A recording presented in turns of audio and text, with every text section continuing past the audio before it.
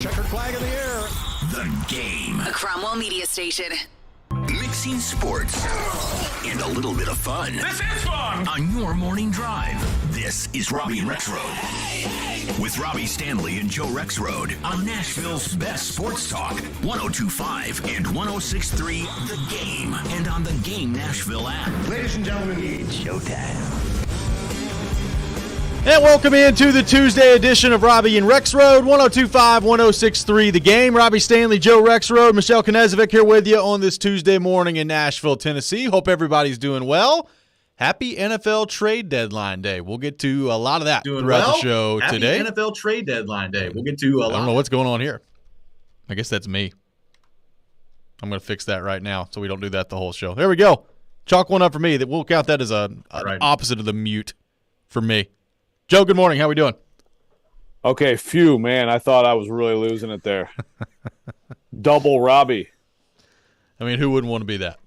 Yes. Yeah. I mean, it's kind of cool. It's kind of a cool effect. But yeah, it'd be tough. It'd be tough for 4 hours. Just in case you missed what I was saying the first time. Here it comes again. Michelle, good morning. How we doing? Doing good, guys. Happy November 1st. It's a to great day. Great day. The healthy eating starts now after the Halloween sweetness that I had yesterday, a.k.a. McDonald's McFlurry. Trying to get some of that healthy eating in before the holidays come around. Yes. That's probably a good strategy. I probably need to do that too. Yeah, it's tough. I mean, Caroline gave me like a bunch of like stuff she didn't want, and it was good stuff. Like after she trick-or-treated last night, like Snickers and stuff like that. I'm like, you don't like Snickers? Peanut M&Ms? What am I supposed to do? You know, I hid it for myself, but we'll see how that works. Oh, man. That's lots of discipline required in the days after Halloween. There's no question about it. Joe, it is NFL trade deadline day today. The deadline officially at 3 p.m. Central Time coming up later this afternoon. So still some time for the Titans and other teams to make some moves. Joe, relatively speaking, in most years, the NFL trading deadline, by comparison, when you start talking about Major League Baseball, the NHL, and the NBA, not much going on the NFL trade deadline in most years. There has been some activity so far this year. Obviously, the big move yesterday, the Ravens make a move to acquire Roquan Smith from the Chicago Bears. We've already seen Christian McCaffrey be traded. Kadarius Toney gets traded to the Chiefs. James Robinson goes from the Jags to the Jets. So there have been some moves that have been made already. I'm interested to see what happens around the league today, and obviously particularly interested to see what the Titans do, if anything, today as the trade deadline comes up at 3 o'clock. So I think you and I have made it pretty clear that I think John Robinson and the Titans should explore adding on the offensive line. They should explore adding in the wide receiver room. What do you think happens today with the Titans? Do you think by the time we're on our show tomorrow, have the Titans added anything to their lineup in your mind? I mean, if you're going to force me to make a guess, I'll guess no. And it's not because I think John Robinson's sitting there like, we're fine, everything's good.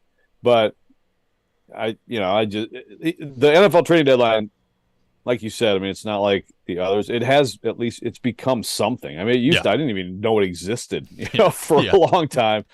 So I mean, I believe, I'm sure that he's exploring options. But man, if you force me to guess, I'll say no. I mean, I remember, I want to say that in 16, 17, and I think all 3 years, I was at the Tennessee, and I'm pretty sure I wrote the column like Titans must trade for a receiver, column.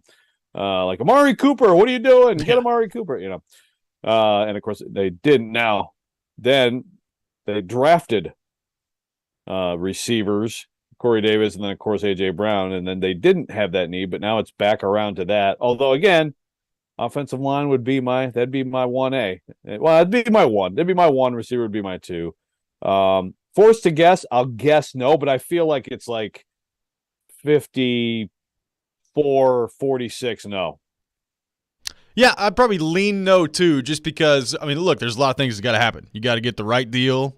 You don't want to overpay if you're the Titans, and you got to, in some cases, maybe outbid other teams for whoever's available. So all that stacks up to the most likely scenario being that the Titans don't do anything today. But if I'm John Robinson today, I'm burning up the phones trying to see what's out there. And I expect that's probably the case. I mean, I know right now they're talking about it on ESPN. They're looking at Kareem Hunt. I don't expect the Titans to be involved in that discussion, although some out there could maybe think that they will be. Hey, look, maybe that's the way to go. Maybe you really could go wishbone at that time with Hilliard, Kareem Hunt, and Derrick Henry. Maybe that's the easiest solution, but I don't think that's going to happen. I think if you're the Titans, you should be exploring other options. I know, TD went on Chase Willie and D-Mace yesterday and said, go do what you need to do to get DJ Moore, and that helps you both now and in the future as well. I guess, Joe, I'd be surprised if they made a splash that big, but whether it's receiver or whether it's on the offensive line, if I'm a Titans fan, I am really hoping today that they do something before the NFL trade deadline comes up at 3 o'clock. Yeah, I mean, even if it's someone you've never heard of, it's like that demonstrates, the urgency. Which, to be fair, I mean, I know John Robinson has. It's just like you said, everything has to line up for something to happen. I thought the DJ Moore thing was didn't the Panthers basically shoot that down like that's something they'd consider? I mean, they I'm did. Sure, yeah. If you get an offer you can't refuse, right. Then you get an offer you can't refuse, right? But I don't know if the Titans can come up with a package that would, sway that. Look, he's a heck of a player. You would then have a number one receiver again on your roster. You would, which is good to have. But I feel like even if it's like a backup-ish tackle for a low cost, like a 5th round pick somewhere, I mean, it's worth a shot, man. It's another possibility, another person who can go in there. And I understand you can also go out there and keep, signing people off practice squad, stuff like that, and try to find someone. But, you might be able to get a higher quality player, sending a pick to somebody. Again, I like the TD idea and Dillard. I'm not going to lie and say that I've broken down his film to tell you if he fits the scheme and if he's ready to start at left tackle for the Titans. Just go to Jared's film room. It'll be fine. Yeah, I was just going to say, if Jared, I would assume that Jared has carved out a couple hours for that in the film room. But that one seems reasonable. Yeah. I mean, I hope something like that happens today because, look, I mean, we've talked about it. This offense is just so limited, and yet right now they're 5-2. They're taking on the Chiefs this weekend. I mean, we've already seen the Chiefs make a move to try to bolster their team, so I'm really interested to see what John Robinson and the Titans do. One of the questions is, all right, you can want to go add to your offensive line. You can want to go add to your wide receiving room.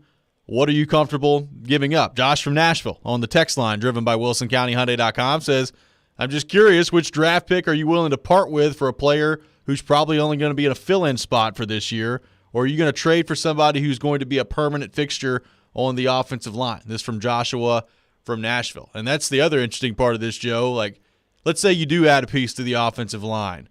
Are you more willing to go for a guy that maybe you feel like could be an answer for you long term and give up more of a price that way? Are you looking for just a short-term fix for this year that probably is not going to be a current starter on another team? Like, how would John Robinson go about handling that, and what's his thought process there? I think is another interesting wrinkle to this. Well, look, you need fixtures on your offensive line. So, I mean, like they've tried to draft long-term solutions on their offensive line, and I think they've got a good chance that they found one in Nicholas Petit-Frere, but the two before that they drafted high. One still on the roster, but you got openings. You got Ben Jones. I mean, he doesn't have too much longer, and then of course left tackle. Maybe Lawan comes back next year at a bargain rate, maybe not. But if you can get someone that you feel as a starter, as long term, and you have to give up something of significance for that, great. And again, to me the harder part of that is what team is giving that player up. It has to be a team that knows it's toast now, right? You would think so. I mean, at this point. So there are some. So, yeah, I look. I would say it's a lot more likely that you'd get someone along the lines of the rental kind of. I mean, it still could be good enough to start, but not necessarily a long-term starter, sure thing or whatever. That's probably more likely. But if you can get someone, well, we've talked about, again, are the Texans going to trade, someone of significance to a team within the division? Probably not. If they were, then Brandon Cooks, hey, make the call. I mean, it's worth a shot, but. To me, it's a good question. I think you have to be, if you're John Robinson, open to the whole range of possibilities. So, Joe, there's a crazy stat that was brought to my attention last night by a listener. Shout out to Dylan on Facebook who put me onto this, and I just calculated it up, and it's a stat that I don't think is necessarily that hard to believe, but it just is kind of amazing when you think about it. A.J. Brown this year. 39 catches, 659 yards, and 5 touchdowns. The entire Titans wide receiving core. Now, I'm just talking wide receivers, so I'm not factoring in the tight ends or the running backs, but the entire wide receiving core. 51 catches, 658 yards, and 1 touchdown. So that means that A.J. Brown by himself has more yards and more touchdowns so far this year than the entire Titans wide receiving core. I didn't bring it up. I'm just throwing it out there. I mean, that sounds about right. It's Robert Woods, Nick Westbrook-Akine, Traylon Burks, Kyle Phillips, Cody Hollister, and Mason Kinsey. Those are the wide receivers that have caught a pass for the Titans so far this year, and all of them combined are 1 yard behind A.J. Brown and 4 touchdowns behind A.J. Brown. It's kind of amazing. Yeah, and of course, a game like last game that helps. Certainly it helps or slash hurts, whatever your perspective is. But yeah, it's just sounds about right. I saw that last night, and I almost couldn't believe it. 615-737-1025, 615-737-1025. What should the Titans do today as the NFL trade deadline approaches, coming up this afternoon at 3 o'clock? Hit up your thoughts on our phone and text lines at 615-737-1025. We'll get to more of that coming up next. Make sure you start NFL Week 9 off the right way with a no-sweat same-game parlay from FanDuel, America's #1 sportsbook. And it doesn't matter if you're new to FanDuel or already have an account. You'll get free bets back if your Thursday night same-game parlay doesn't hit. NFL same-game parlays are the perfect way to combine your bets for a chance at a bigger payday. You got the mighty Houston Texans and the Philadelphia Eagles, who we were just talking about, coming up on Thursday Night Football this week. Yeah, I'm going to take the Eagles on the money line. I'm going to take Jalen Hurts over on rushing yards. And give me A.J. Brown as an anytime touchdown scorer as well. But you can take it any way you want to take it. Build your own or choose from one of the popular same-game parlays pre-built for you in FanDuel's top-rated sportsbook app. However you want to play, you can bet the NFL on Thursday night with a no-sweat same-game parlay. Just sign up with promo code ROB if you don't already have an account. If you do already have FanDuel, you're all set to go. Just sign in to see what you've got. Must be 21 or older and present in Tennessee. 3+ legs, minimum $1 bet required. Refund issued is non-withdrawable free bets that expire 7 days after receipt. A max free bet of $5. Restrictions apply. See terms at sportsbook.fanduel.com. Got a gambling problem? Call Tennessee Redline at 1-800-889-9789. Your home for the MTSU Blue Raiders is 102.5 and 106.3 The Game. Every touchdown. Yes, touchdown. Every three. Free ball, yes, sir. It all lives here. Middle Tennessee. You can also hear the Blue Raiders in the Borough on 97.5, Middle Tennessee Athletics on 102.5 and 106.3 The Game, and the Game Nashville app. Black Friday deals are here earlier than ever at Electronic Express. Come into our convenient locations for great deals on all of your favorite brands like Samsung, GE, Microsoft, Cuisinart, and more. Electronic Express has huge savings in every department: computers, appliances, 4K TVs, housewares, furniture, mattresses, and more. Save up to 40% with up to 36 months free financing. Shop in-store or online at electronicexpress.com and get free express delivery on most items. Electronic Express, we make it happen. Finding great candidates to hire can be like, well, trying to find a needle in a haystack. Sure, you can post your job to some job board, but then all you can do is hope the right person comes along, which is why you should try ZipRecruiter for free at ziprecruiter.com/radio. ZipRecruiter doesn't depend on candidates finding you. It finds them for you. Its powerful technology identifies people with the right experience and actively invites them to apply to your job. You get qualified candidates fast. So while other companies might deliver a lot of hay, ZipRecruiter finds you what you're looking for.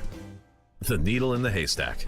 See why 4 out of 5 employers who post a job on ZipRecruiter get a quality candidate within the first day. ZipRecruiter, the smartest way to hire. And right now, you can try ZipRecruiter for free. That's right, free at ZipRecruiter.com/radio. That's ZipRecruiter.com/radio. ZipRecruiter.com/radio. Are you kidding me? Gas prices are up again? Somebody has to do something. Well, someone did. That's why I use Upside. Upside? What's that? It's a free app that pays you back real money for every gallon of gas or diesel you buy. I just earned 25 cents back on every gallon of this tank. So the Upside app is free and you actually get cash back every time you use it? No strings attached? Yep, it's awesome. Check it out. It only takes a couple of minutes to sign up. Instead of just watching your dollars go into your tank, start putting money back into your wallet with the free app from Upside. With the price of gas today, it's big news and big money. To cash out of your Upside cash, just transfer it to your bank account, PayPal, or a gift card. Upside users have already earned over $200 million. Now it's your turn. Download the free Upside app and get cash back on every gallon of gas. Use promo code ESPN17 for an extra 25 cents per gallon on your first fill-up. That's code ESPN17. Use code ESPN17 for an extra 25 cents per gallon back in your first fill-up. Cashback's not available in gas in New Jersey and Wisconsin.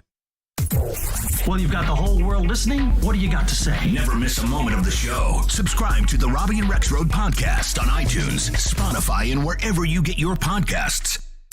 We may now begin our day. You're listening to Robby and Rexrode on 102.5 and 106.3 The Game and on the Game Nashville app. Welcome back in, Robby and Rexrode, 102.5, 106.3 The Game, streaming live on Twitch, Twitter, YouTube, and Facebook. Our video streaming brought to you by the law offices of Amanda J. Gentry. We are live from the Hillside Medical Game Studio on this Tuesday morning in Nashville, Tennessee. Taking your thoughts on the NFL trading deadline coming up later today at 3 o'clock Central Time. What should the Titans do? What do you expect the Titans to do? Hit up our text line driven by WilsonCountyHyundai.com, 615-737-1025. David in Arkansas texting in says, I just want the Titans to show us they're making an effort to improve this team instead of sitting on their hands. Even a blind man could tell you this team needs holes filled. If they don't make moves, should we start questioning J-Rob? He values picks a lot, but he's been missing a lot lately. This coming from David in Arkansas on the text line. I don't know, like if they don't make a move today, Joe, is that telling you that John Robinson and the Titans are sitting on their hands with this group?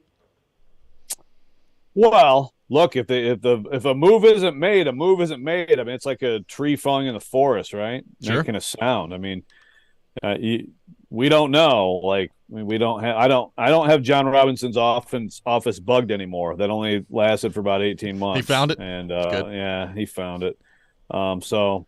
Unfortunately, I can't report back to you if they don't do anything. Look, people are going to be upset. I understand it. I don't think it's logical that John Robinson is sitting there and with his staff and saying, "Guys, all's well, huh? What do you think? Let's kick up our feet and enjoy the rest of the season. I think we're winning the whole thing." You know, I don't think that's reasonable or logical. So if they don't make a move, I don't think it will be for lack of effort or lack of exploration. I understand that some people are going to be upset, and I understand. I mean, I get why. I do. No, I do too. I mean, if nothing is added to this team, the question that we've asked the whole time about this offense of whether or not it's good enough to actually do something once the playoffs come around is a legitimate question. Now, Joe, having said that, barring a somewhat major move today, like I still think that's going to be a question with the Titans offense. Like if you're not going and getting I'm not going to say an elite level wide receiver, but at least a really good wide receiver or a really good offensive lineman, I guess how much is that question about this Titans offense really going to change today with the move that they make at the deadline? I don't know. I mean, it could be better for sure, and then you've got potentially Burks coming back and some different things that can happen. But, unless it's a big-time wide receiver or a starting caliber NFL offensive lineman that you can find today, how much are those questions really going to change in terms of this Titans offense moving forward? I don't know. Right. Well, no question. I think any offensive lineman, again, even if it's like who, now remember the Titans picked one up last week, which at first was like, oh, is this new LT1? No. But if they make a trade, if you make a trade and you trade a pick for anyone who has a business card that says offensive tackle, and at least that's something. It's worth a shot. It's worth a shot to see if you can upgrade on Dennis Daly and put him back in a position of being a swing tackle. I mean, I don't think that. I personally don't think that you have to, go get a Pro Bowler to take his job. No. And I think that someone there are probably some backups around the league who could be better than he is right now. So. That to me is still, then you have more depth and you have possibly an answer, because that's just the spot that there's no answers coming. There's no answers that would reasonably help you, because you can always again go out and find people, but there's really nothing there other than a move today. Receiver, as we've talked about. I don't think it's a dead zone if they can get Burks back going, if they can get Phillips back. Phillips, it's a long time away now, that opener, and I mean, it's not great when a guy gets as banged up as he has in different ways this early in his career, and he's that small, but he could be back and making plays. Burks could be back and making plays, and I think Burks will be before too long. So you can still be okay there, right? You have a chance to grow there and be somewhat balanced there, but offensive line, I got nothing else. I got no answers for you. Let's go to our 102.5 The Game phone line, driven by WilsonCountyHyundai.com, and welcome in Dave from Mount Juliet. Dave, thanks for calling in. Hey, no problem. Good morning, gentlemen. So I've brought this up multiple times, and I've been saying it forever, and I keep getting laughed at, and people say I don't know what I'm talking about, but I'm telling you, we cannot fix the team that we have with a trade. We are in shambles. Now, I understand we are in first place in our conference, in our division, and in second place in the conference, and I get that, but it's basically based on the schedule. We haven't really played anybody too scary yet. So the problem is John Robinson cannot fix this over the mess that he's made. We have a terrible offensive line, a joke of an offensive line. I don't know how they do it, but somehow they are able to do a good run block.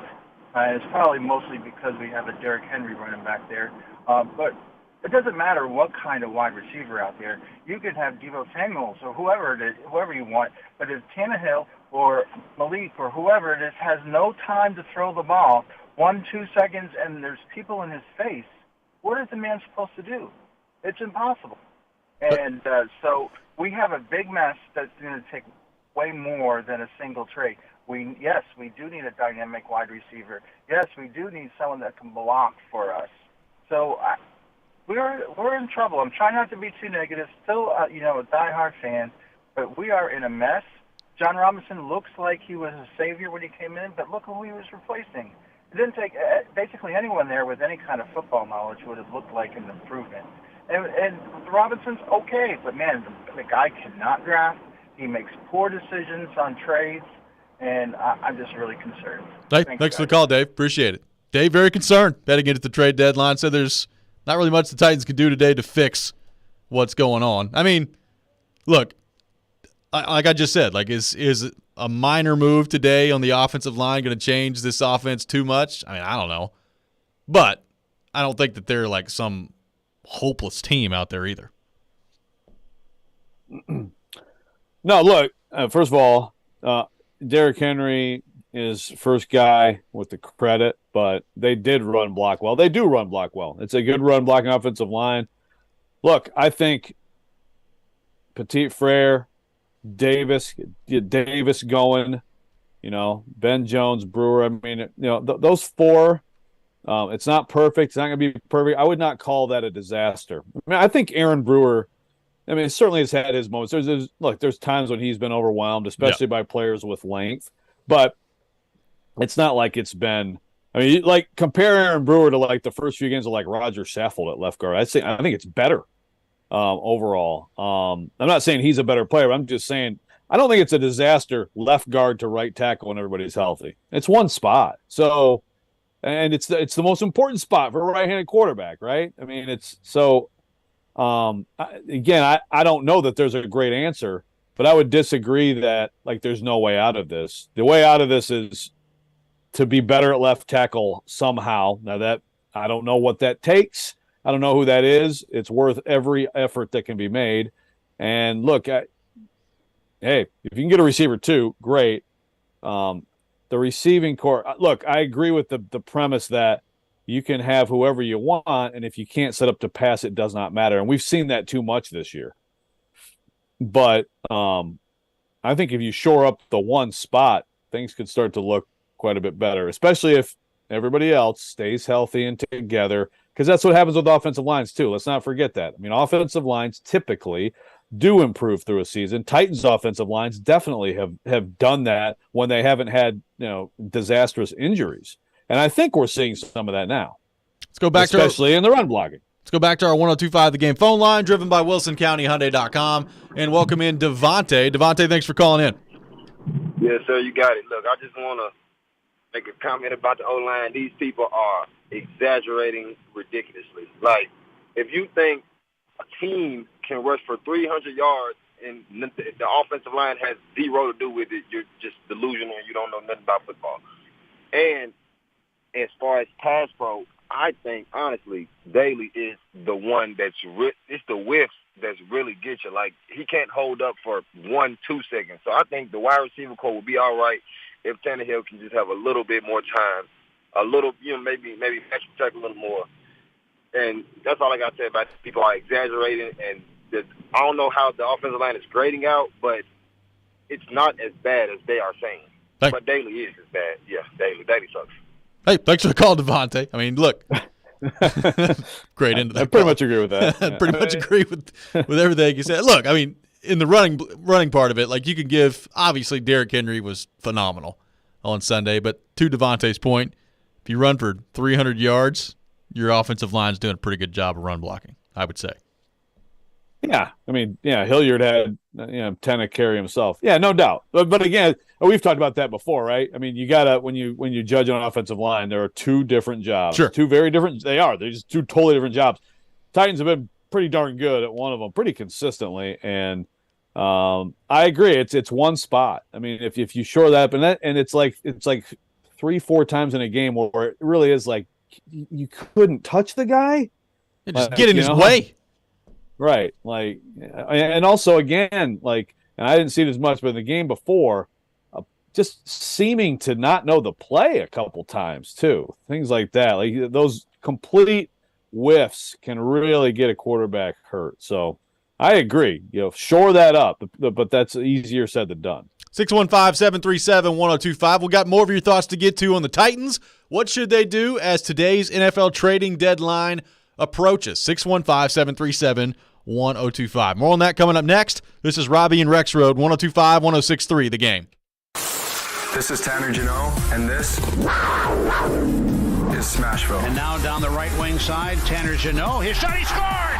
Tanner Janot with a shot! This is the flagship of the Nashville Predators Radio Network. ESPN 1025, The Game. Attention sportsmen. This November 8th, hunting is on the ballot. The Biden administration continues to close millions of acres of public land to hunting, and now D.C. liberals are banning common ammunition. Joe Biden and the enablers pulling his strings won't stop until you're only allowed to hunt in your backyard with a slingshot. On November 8th, it's critical for Tennessee sportsmen and women to go hunting with their votes and elect Andy Ogles to Congress. We need a congressman who will stand up to the liberal left and fight for the rights of Tennessee hunters and gun owners. Andy Ogles will be a champion for the rights of Tennessee sportsmen and women. Andy Ogles will protect hunting access, our Second Amendment rights, and our hunting heritage. Vote Andy Ogles for Congress, November 8th.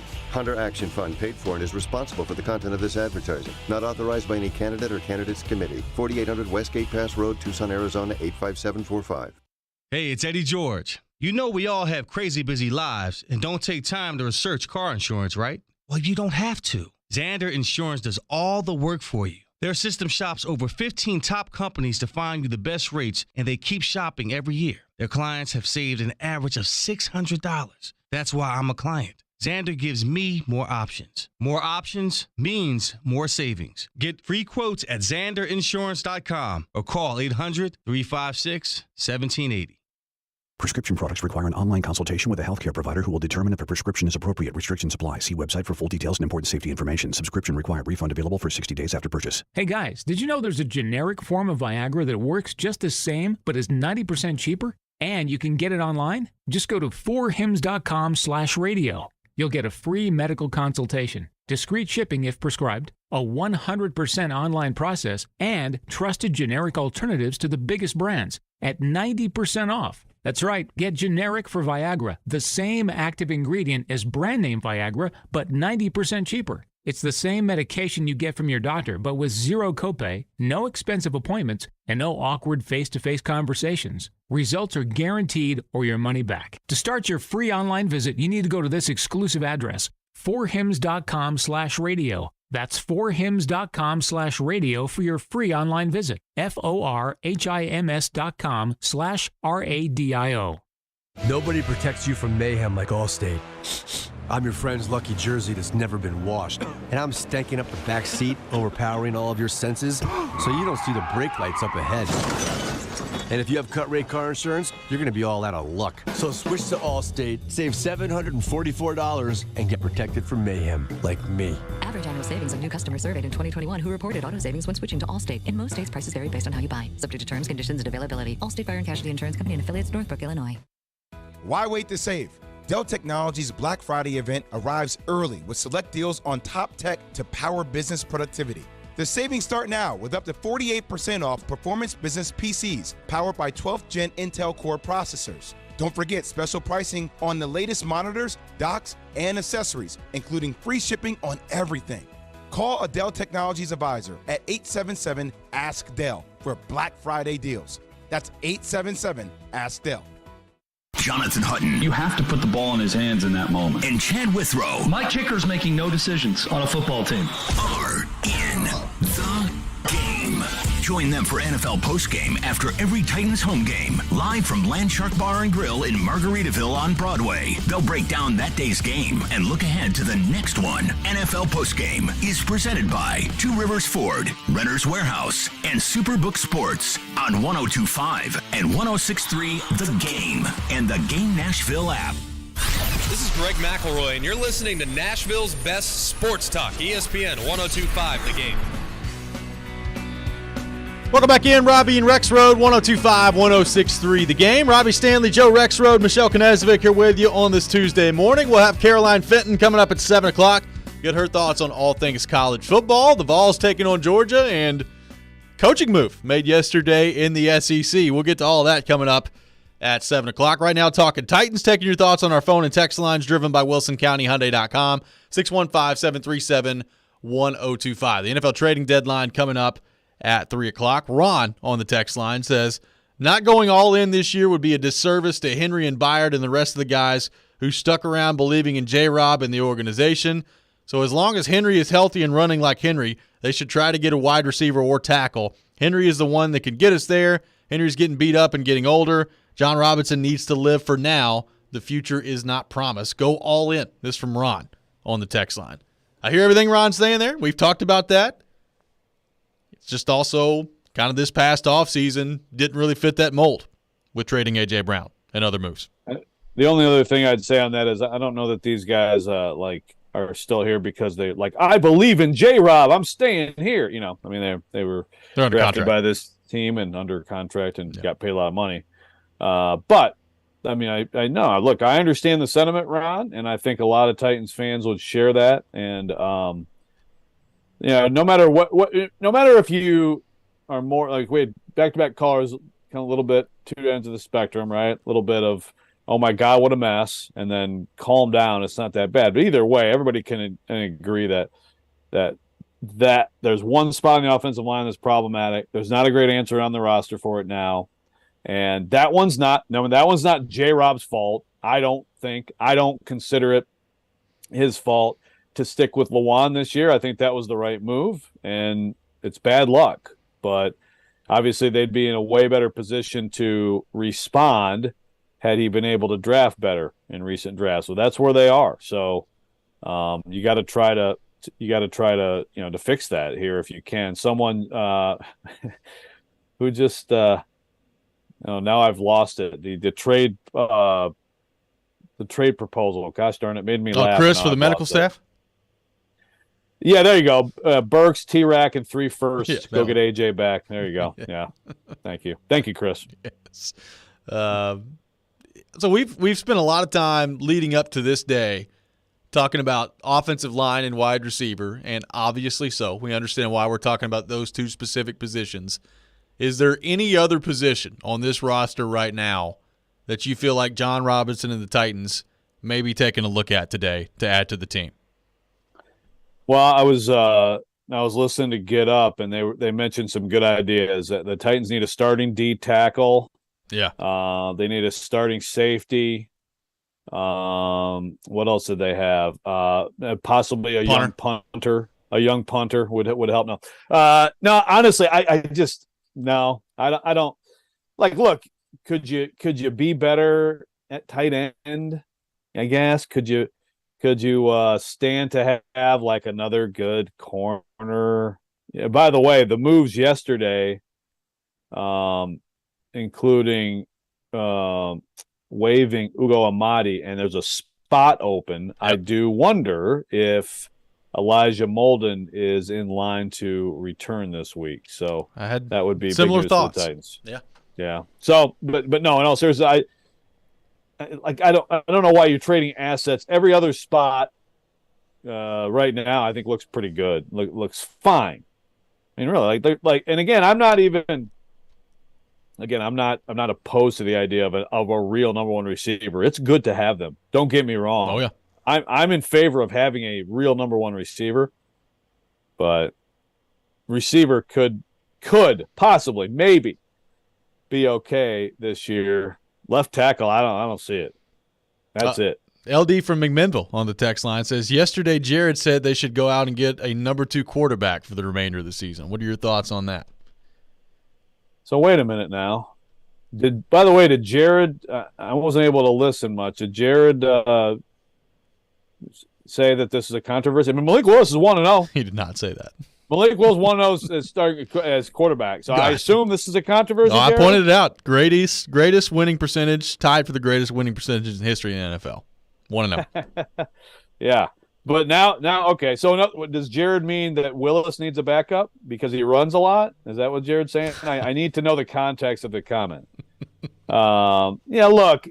Okay, but who?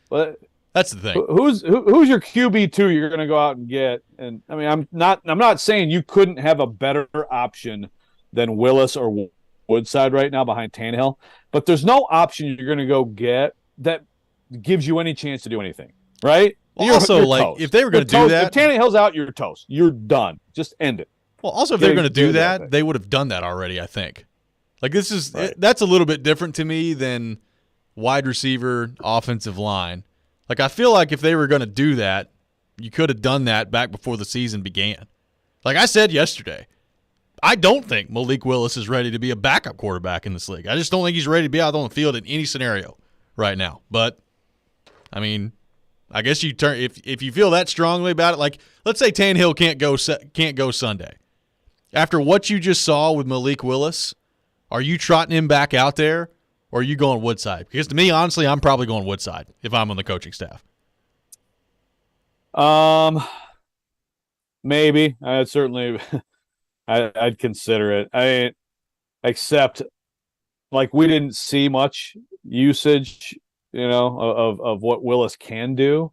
I still think you could look at it as a coaching staff and say, okay, we got to just do some things that take advantage of Malik Willis, But yeah, I think after this, certainly you'd have to think about that. I think Tannehill's going to play too, but I do too. But we'll see. Sean Mack from Dixon, you're not serious, are you? He's kidding. I'm assuming. I assume you're trolling us, but he says Titans should definitely pursue Kareem Hunt, a stud catching the ball out of the backfield. Please tell me you're joking. Hey, it's not an unpopular idea out there in NFL media circles right now that the Titans should go get Kareem Hunt. Just saying. He's available apparently. Poor Dontrell Hilliard. No one notices that he's good at football.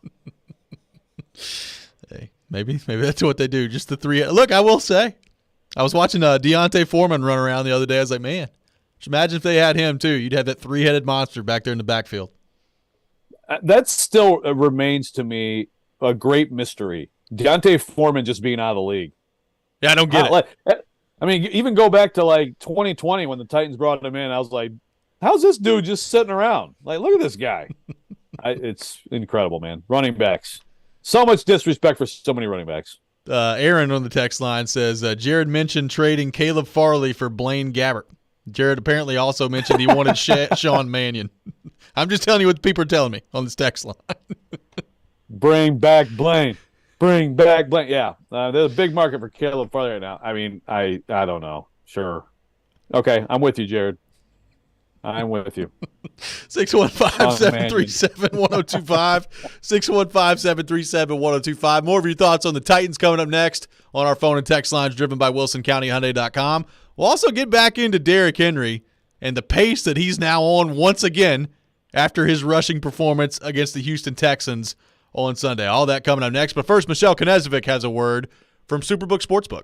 Yes, I do, Robbie. And listen, right now when it comes to sports, it is all happening. We've got football, we've got basketball, hockey, and soon enough the World Cup. And don't forget some postseason baseball. And there's no better place to wager on all of that than Superbook Sports. So when you sign up, deposit, and wager all in the same day, Superbook will give you up to a $1,000 bonus. Listen, I think I'll give you a couple tonight. We got the Houston Astros. I'm taking them on the money line. We also got a little NBA action. I'm going to take the Chicago Bulls on the money line over the Brooklyn Nets. They just do not know what is happening over there in New York. And then also I'm going to take the Golden State Warriors on the money line over the Miami Heat. And when the sports world is busy, it is time to get busy winning money. So download the Superbook Sportsbook app or visit superbook.com to wager and win today. Visit superbook.com for terms and conditions. Gambling problem? Call 1-800-889-9789. Let's put the green flag in the air and turn them loose. Nashville's home for NASCAR. He's going to try to make a big move here. It's brought to you by the Nashville Fairgrounds Speedway. We are your racing station. ESPN 102.5 and 106.3 The Game. And the Game Nashville app. From the Fox 17 News Code Red Weather Center. I'm Fox 17 Code Red meteorologist Greg Pope. It's a great day ahead of us. Another warm start to the day leads to a warm afternoon. Low to middle 70s for high temperatures with decreasing cloud cover. Our next rain threat does not come until the upcoming weekend. Brought to you by Hiller Plumbing, Heating, Cooling, and Electrical. Call the Happy Face Truck today. Finding the right person for the job isn't easy. Just ask someone who hired a lounge singer to be their office receptionist. Hello, this is Mickey Marquis, and you've reached the office of Doug & Associates. Thank you very much. Catch me Tuesday nights at the Hotel Johnson. Hello? But if you've got an insurance question, you can always count on your local Geico agent. They can bundle your policies, which could save you hundreds. Doug & Associates, this is Mickey Marquis. Hello? For expert help with all your insurance needs, visit geico.com/local today. Making Moves is brought to you by LinkedIn Jobs. Building through the draft is usually a key part of any NFL team's success. The New England Patriots roster in the 2016-2017 season was comprised of 55% of players that the Patriots drafted. 15 of those players were drafted in rounds 4 through 7, including Tom Brady, Julian Edelman, and Rob Ninkovich. The Patriots went on to win the Super Bowl that season 34-28 over the Atlanta Falcons. Build your winning team today. Go to linkedin.com/sports.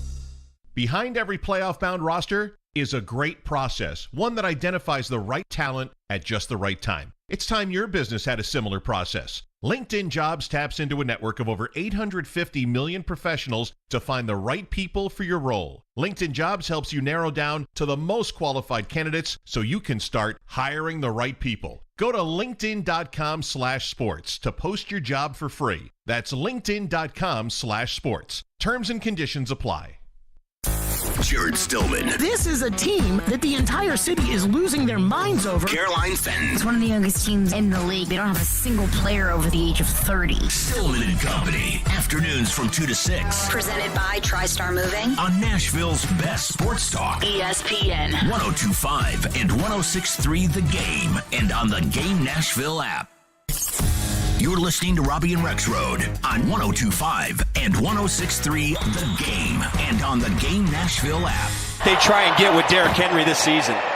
We'll hand it off to Henry, and Henry up the middle. Makes a little move. 15, 10, 5. Did he get there? Touchdown.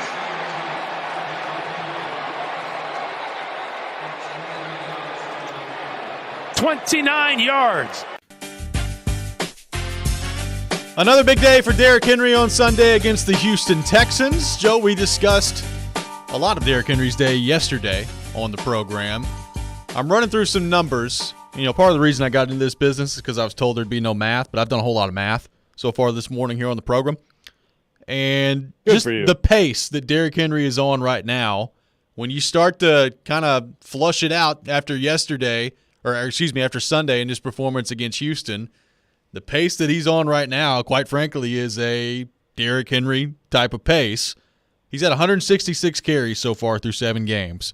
That puts him on pace for right around 403 carries at the end of the season if he stays healthy, 1,834 yards, and right now he's got 7 touchdowns in 7 games, so that was easy math. That would be 17 touchdowns. So you're talking 403 carries, 1,834 yards, and 17 touchdowns that Derrick Henry is currently on pace for running the football. And, you know, it's not the 2,000 yards that he had in 2020, and it's not the 2,100 and something that he was on pace for last year before he got hurt, but you're talking 1,800 yards and 17 touchdowns and 400 carries for Derrick Henry that he's on pace for. I mean, it just kind of feels like they're ramping him up. And obviously last week was a little bit extreme, 32 carries, over 200 yards on the ground. He got the ball a lot. There will be games moving forward where he probably doesn't run the ball over 30 times, but he is back on a Derrick Henry pace. And, Joe, more importantly, if you're a Titans fan, back on pace for Derrick Henry level production, which, as we talked about, didn't know if we'd see that this year. And so far, you know, it was a slower start, but he's built himself back up to that pace. Yeah, and if you push it forward, first of all, one thing I always look at with him is how many teams are you going to be playing like in December and even in November who are basically just zombie teams, right? That just don't want, they're just playing out the string. Yeah, look, guys are still playing for pride. Guys are playing for jobs. That's the main thing that I think people forget sometimes when we get the tanking talk is every single individual. I mean, there are some stars who maybe, it's a little different, but there's also incentives and contracts. But a lot of guys are playing to stay in the league, put good things on film, et cetera, et cetera. But still, Jacksonville a couple times, which it wasn't that long ago. Where are you, Todd, from Jacksonville? Wasn't that long ago. We're like, ooh, showdowns coming up with the Titans and the Jaguars. Got a couple against them. Got one against the Texans. Like I said, Christmas Eve in Nashville, noon. It's a Saturday. NFL a single game rushing record? Question mark. Just saying. And how many teams? There are some teams ahead that are have solid defenses. The Broncos. I mean, look, the Chiefs. He's not just going to go in and just go nuts on the Chiefs. What's he going to do against your Packers? He's going to run all over. Like that's what I'm saying. Like the Broncos. The Broncos just gave up 156 yards on the ground to Travis Etienne. Like he can run on the Broncos. Yeah. I can tell you he can run on the Packers. People have been running on the Packers all year. And the Bengals last night gave up 172 yards on the ground to the Browns. Like, he's got some opportunities coming up to run the ball. Yeah, I mean, the Eagles are tough, but yeah, the Bengals were – Nick Chubb looked really good last night, by the way. That's another thing, like watching Nick Chubb last night. I think is that the race? I think that's the race. Chubb and Henry. Barkley's still in there, but yeah. Title. I mean, man, you got to count Barkley in there too. Yeah. That's the thing. I mean, those numbers you said would be the rushing title. I'm very confident in saying that. I agree. And would be ridiculous. I mean, I don't expect that to be the final outcome. But yeah, again, some of these games I just mentioned, you could put a number on some of those games. And obviously, and we've stopped talking about like his foot or his health, his age, anything like that. He just looks like, again, other than the absence of the outrun everyone to the end zone play, he looks just devastating right now. Well, I want to point out, like, today is November 1st. It was this time last year. We were in the middle of a show, in the middle of an interview with Corey Curtis, and that's when the news came out that Derrick Henry was going to be out for an extended period of time. Now, some people said he was going to be out the whole year. That did not end up being the case. But he was going to be out for an extended period of time. So here we are a year later, and think about the conversation we're having about Derrick Henry right now and what he's on pace for. That's a good point. Exactly 1 year ago to get. By the way, which one of the – I forget. Is it Schefter who said he's Schefter. absolutely done? Yeah, it was Schefter. Yes. Yeah. Triple down on it's like, no, actually – yeah, what the hell? I don't know. Like, it's just bizarre, man. Just bizarre. It was. Yeah, a year ago. Well, and it's just 1 year later, he looks like Derrick Henry. Well, it looks like he's heating up. Like, Texans game aside, obviously that was an extreme rushing total that he just put up on Sunday. And Jared was talking about this yesterday, and I agree with him. Like, he's not going to run for 220 yards against the Chiefs coming up on Sunday Night Football. I don't think. I don't know if he does. More power to the Titans. But I would be pretty darn surprised if they're able to have that type of rushing game again against Kansas City coming up on Sunday. But it's beyond that. Like, really, ever since the Raiders game, he's been just kind of building and building and building. And not only him, but I do think the offensive line has gotten better run blocking. The question that you still have that we talk about with Derrick Henry every year, and I heard Chase Will and D-Mace talking about this yesterday too, what about the workload? What about the pace? I just said it. Right now he's on pace for 403 carries. Like, that's an astronomical amount of carries. So, again, I'm not a doctor. I'm not smart enough to know if wear and tear played a part of his injury last year. But you do worry about that. Like, can he continue to handle not only the workload, but you said it yesterday, Joe, and I agree. Like, especially toward the end of that game yesterday, or on Sunday, he took some shots in that game. And what's that going to continue to look like as he gets more and more carries under his belt at the NFL level? That's something you've always got to have in the back of your mind.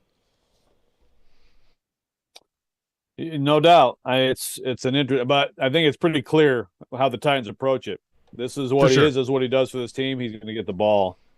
Now, Jared, I would agree with Jared too. Was that deduced from the film room that he's not going to get 200 against Kansas City? May have been. Okay. Now, I listened to those guys. I listened to Willie and Derek talking about this yesterday. The workload, and also, Willie made the point, like, you have to consider, obviously what it might mean. And Derek was like, well, they don't care. But see, now I think there's two different things there. I mean, you can say, look, I say that about any NFL team, like any NFL team is going to get what they can get out of their players, right? Yeah. And it's like they're not worried about 20 years down the road. But the Titans absolutely care about not losing him this year, right? I mean, good for them for what they did last year without him, which, by the way, maybe a little bit of a reason to give the offensive line credit. I mean, it is an important part of running the football. You have to create lanes. Like, if unblocked people are all over the field, they'll tackle Derrick Henry, right? Yeah. But they do have to think about workload, things like that, just in terms of, are you jeopardizing his season? Because if Derrick Henry is gone from this team, okay, then this team is not going to do what last year's team did. I mean, I think we could all agree with that. So, look, he's not going to get 32 game after game after game. You know, I bet you the pace ends up being a little bit lower. But the thing is, you know, another part of him having the rushing title, him getting a lot of work and everything, the Titans' defense is so good. You know, sometimes in a given season, go back to when they went to Lambeau a couple of years ago. They got blown out, right? Yeah. I don't remember what Derrick Henry ended up with in that game, but I bet you it was a low number because it was like, like there's no point. I mean, I'll have to go back and look at it, but I'm just saying, I don't think they're going to get blown out of many games unless it's Sunday. They may get blown out Sunday. But other than that, their defense is going to keep them in games to the point where the Titans could probably use Derrick Henry throughout full games. Well, yeah. And, I thought also an interesting point brought up yesterday by D-Mace was, well, what about Dontrell Hilliard?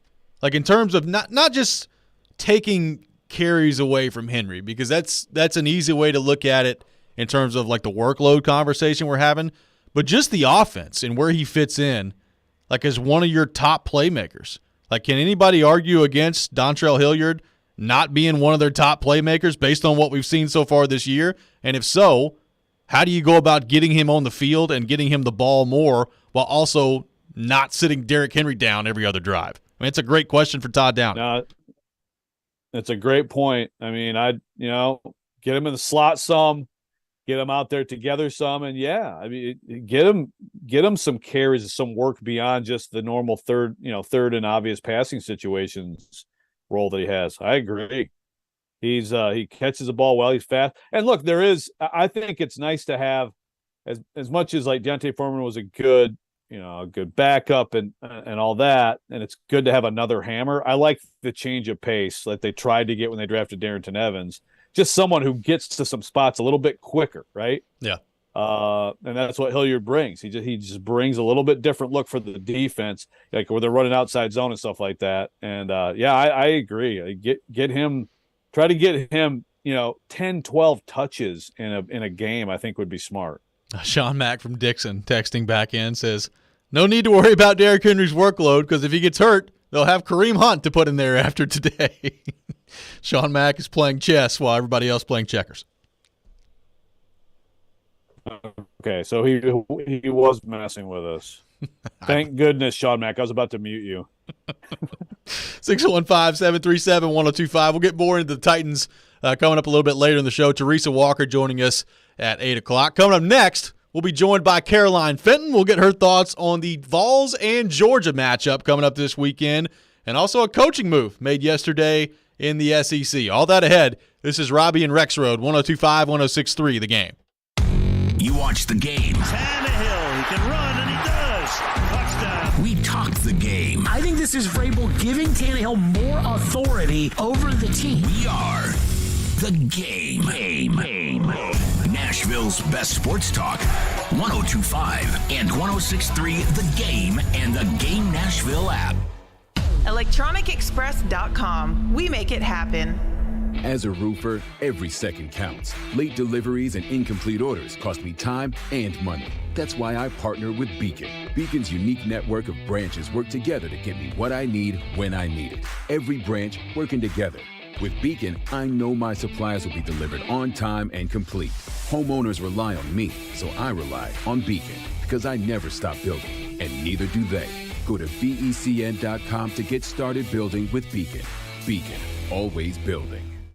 Genesis is actually a new beginning. Genesis Diamonds owner Boaz Ramon talking about why it's called Genesis. I love the symbolism of the name. It's a new beginning. Boaz wanted the name of his company to mean something, to reflect his core values and the importance of starting relationships for people in love, as well as the relationship he wants with each and every customer. It's a new beginning in their life for the relationship between us, the jeweler, the Genesis Diamond, and the customer, and it should last forever. Everything we do is for the customer. Walk into Genesis and you can feel it. Genuine people who are solely focused on celebrating the best moments of your life. It's not only my passion, it's my culture. Genesis is the book where God created the world, the day and night, the man and the woman.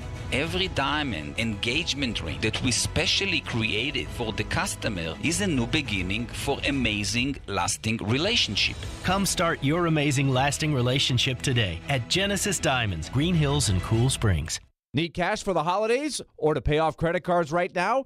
Loan Pronto's all-new Express Equity Line of Credit program is just what you need. This is great. You can keep your low mortgage rate and still get cash out. That's right. You don't have to do a full home refi. You can tap a small portion of the equity you have and enjoy a super low rate. With Loan Pronto's Express Equity Credit Line, you can close in 7 to 10 days, and a $50,000 loan will come your way, and it only costs you around $300 a month. Use that money to pay off whatever bills you have, credit cards, consolidate other debt, or start a home improvement project. With Loan Pronto, you can access up to 95% of your home's equity, and 9 out of 10 homeowners won't even need the appraisal. Even if you did a total refi recently or just bought your home, you can tap the equity with this fast, easy program. Do it now before the holidays. Call Loan Pronto, 615-499-5780. That's 615-499-5780, or go to loanpronto.com. Equal housing lender, NMLS 1661781, subject to lender approval. Finding great candidates to hire can be like, well, trying to find a needle in a haystack. Sure, you can post your job to some job board, but then all you can do is hope the right person comes along, which is why you should try ZipRecruiter for free at ZipRecruiter.com/radio.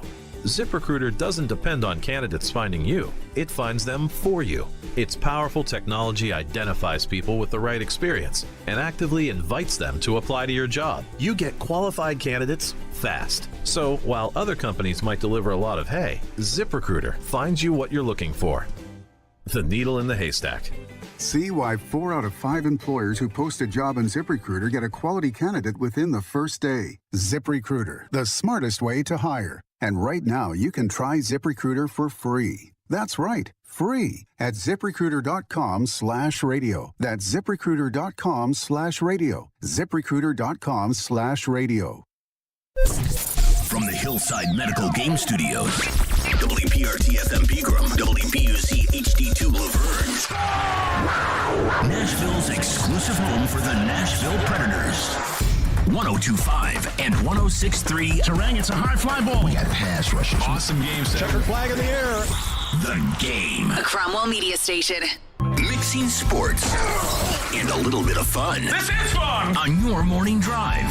This is Robby and Rexrode. With Robby Stanley and Joe Rexrode on Nashville's best sports talk. 102.5 and 106.3 The Game. And on the Game Nashville app. Ladies and gentlemen, it's showtime. Welcome back in, hour number 2, Robby and Rexrode, 102.5, 106.3 The Game. Robby Stanley, Joe Rexrode, Michelle Knezovic here with you on this Tuesday morning in Nashville, Tennessee. And as we do every Tuesday morning at 7 o'clock, we go to our 102.5 The Game phone line, driven by WilsonCountyHyundai.com. And welcome in our good friend Caroline Fenton from Stillman & Company and Southeastern Carolines. Caroline, good morning. How are we doing? Good morning. I'm great. How are y'all? We're awesome. Thanks for being with us this morning. So, as Michelle Knezovic is very aware, Tennessee trounces Kentucky over the weekend, 44-6, the final score. What did you make of that game? And obviously, Caroline, that sets up a titanic matchup between the Vols and Georgia. How do you view that game heading into this weekend? Yeah, first and foremost, my thoughts, prayers, and condolences to Kentucky Wildcats and to Michelle Knezovic herself. They should be. Because that was Caroline. massive, brutal beatdown. I expected Tennessee to win. I expected Tennessee to win by at least 2 touchdowns. I thought that they would cover the spread of 12.5. I didn't expect them to hold Kentucky to 6 points and for Will Levis to throw for less than 100 yards and 3 interceptions. So, I mean, just a great day for Tennessee and not a great day for Kentucky. But, yeah, like you mentioned, you know, I expected Tennessee to get past Kentucky, but now that sets up the game of the year, maybe the game of the decade, with 1 and 2, Georgia and Tennessee, going into Sanford Stadium this weekend. I think Tennessee can beat Georgia. I think they absolutely can. And that's what I think about the game. I think that all of the conversation is going to be about Tennessee's offense versus Georgia's defense, because that feels like the obvious story, right? Like it's an elite offense versus an elite defense. arguably the best offense in college football against arguably the best defense in college football. But I think the really interesting part about this game is going to be Georgia's offense against Tennessee's defense, because those are, so far, or at least the past couple of years for Georgia, the offense has been, kind of the weaker side of the football. And then for Tennessee this year, the defense has been the weaker side of the football, but each of them have improved over the past couple of years for Georgia and throughout the entire season for Tennessee. So I think the biggest question is, can Georgia score enough points to keep up with Tennessee's offense? And can Georgia's defense limit what Tennessee can do offensively? And I think that's the story of the game there. Yeah, I mean, the crazy thing is, like, Georgia is number 2 in the country in total offense. I mean, it's like, this is a Titanic, but of course they're up there defensively too. Like, they look like the more complete team. But I agree. I feel like we might have another, Tennessee Alabama kind of game. Could we get another 52-49 type game? But I'll take it. You'll take, yeah. I mean, I can't wait for this game. It's going to be amazing, Caroline. In the meantime, we finally get real rankings tonight. We get the college football playoff ranking. So this will be the rankings we all go with, and I personally think Tennessee will be number 1 based on their resume. I think that's pretty easy, but we'll see. What would be your top 4 right now? I would probably put Tennessee at 1, just like you mentioned, because of the resume. That's the tricky thing with the AP poll, is when you are preseason number 1 and you do nothing to lose that number 1 spot, you're not going to. But with the college football playoff, they look at a different kind of criteria. So I would put Tennessee 1, probably Georgia 2, Ohio State 3, and then either Clemson or Michigan 4. That's probably would be my top 4, but I would put Tennessee 1, Georgia 2, just because I think Tennessee has proven more this year. Tennessee has blown out nearly every single opponent, and the ones that they didn't were Alabama. That narrow win against Missouri for Georgia, I think, stained their resume just a bit, and I think Tennessee has proved a bit more. So I'd put Tennessee 1, Georgia 2. And then 3, 4, 5 between Clemson, Michigan, and Ohio State, I think you can kind of arrange however. And there's an argument for however you'd like to arrange it. Caroline Fenton with us here on Robby. No love for the Rexrode. Horned Frogs. No love for the Horned Frogs. We don't mention the Big 12 on this program. It's what we do here. Caroline, a move made. Well, that's all right. A move made yesterday in the SEC. Brian Harsin out the door, shown the door down in Auburn. I think we all kind of saw this coming at some point, but what do you make of what Auburn has done here? They've run off Gus Malzahn, and then 2 years later, Brian Harsin out the door. Now they're back searching for another coach. What do you make of the state of this Auburn program right now? Yeah, isn't that a crazy coincidence that Auburn announces their new AD the same day as they fire their head football coach? It's amazing how that works. Crazy how that works. Wow. But yeah, Auburn, I think, has kind of dug themselves in a really difficult hole, because the parting of ways with Gus Malzahn, I think, felt a little soon. And then I think you can look back at Brian Harsin and look at that as being one of the worst hires in Auburn football history, because it was just a cataclysmic disaster from the very beginning. And that's not the expectation for Auburn football. So I think that they are trying to get back on the right track, hiring a new AD, starting anew with the program. I'm not going to say that Brian Harsin did irreparable damage to that football program, because he just wasn't there long enough. But I do question, what has Brian Harsin done to set up the Auburn football program for the next 2 to 3 years? And that's what the new coach that they do hire is going to have to kind of repair, because it has been reported that Brian Harsin has not gone on very many, if any, recruiting trips. There are several high school coaches across Alabama, those in Birmingham, Montgomery, and in small high schools and in small towns across Alabama, that have never even met Brian Harsin. That some assistants may have come by, but Brian Harsin has never come by, has shown zero interest in recruiting their players. So I think that the Auburn recruiting classes have been damaged by Brian Harsin, and I think you're going to see that damage kind of come to fruition across the next few years, even with this new coach coming in. So I think Auburn is looking at a couple of years of rebuilding, but I think that with the right coach and the coach that wants to come into a program that has kind of self-destructed over the next couple of years, they're going to be able to get back on track and get back in a place where they can compete in the SEC West. But I don't see that happening for the next 2 to 3 years. And is this athletic director going to be the answer? I don't know. He was at Mississippi State for about 30 years. Is the hiring of Mike Leach that attractive to Auburn boosters into the Auburn athletic department to bring him in? I don't know. Maybe so. And maybe he goes out and gets a big-time splashy home run hire like a Chip Kelly or like a Hugh Freeze or even Deion Sanders as a name has kind of been circling around the Auburn football program. And I think it'll be interesting to see. But all in all, I don't think Auburn is going to be able to be back where they want to be for the next couple of years just because of what Brian Harsin did and what he didn't do as the head coach at Auburn.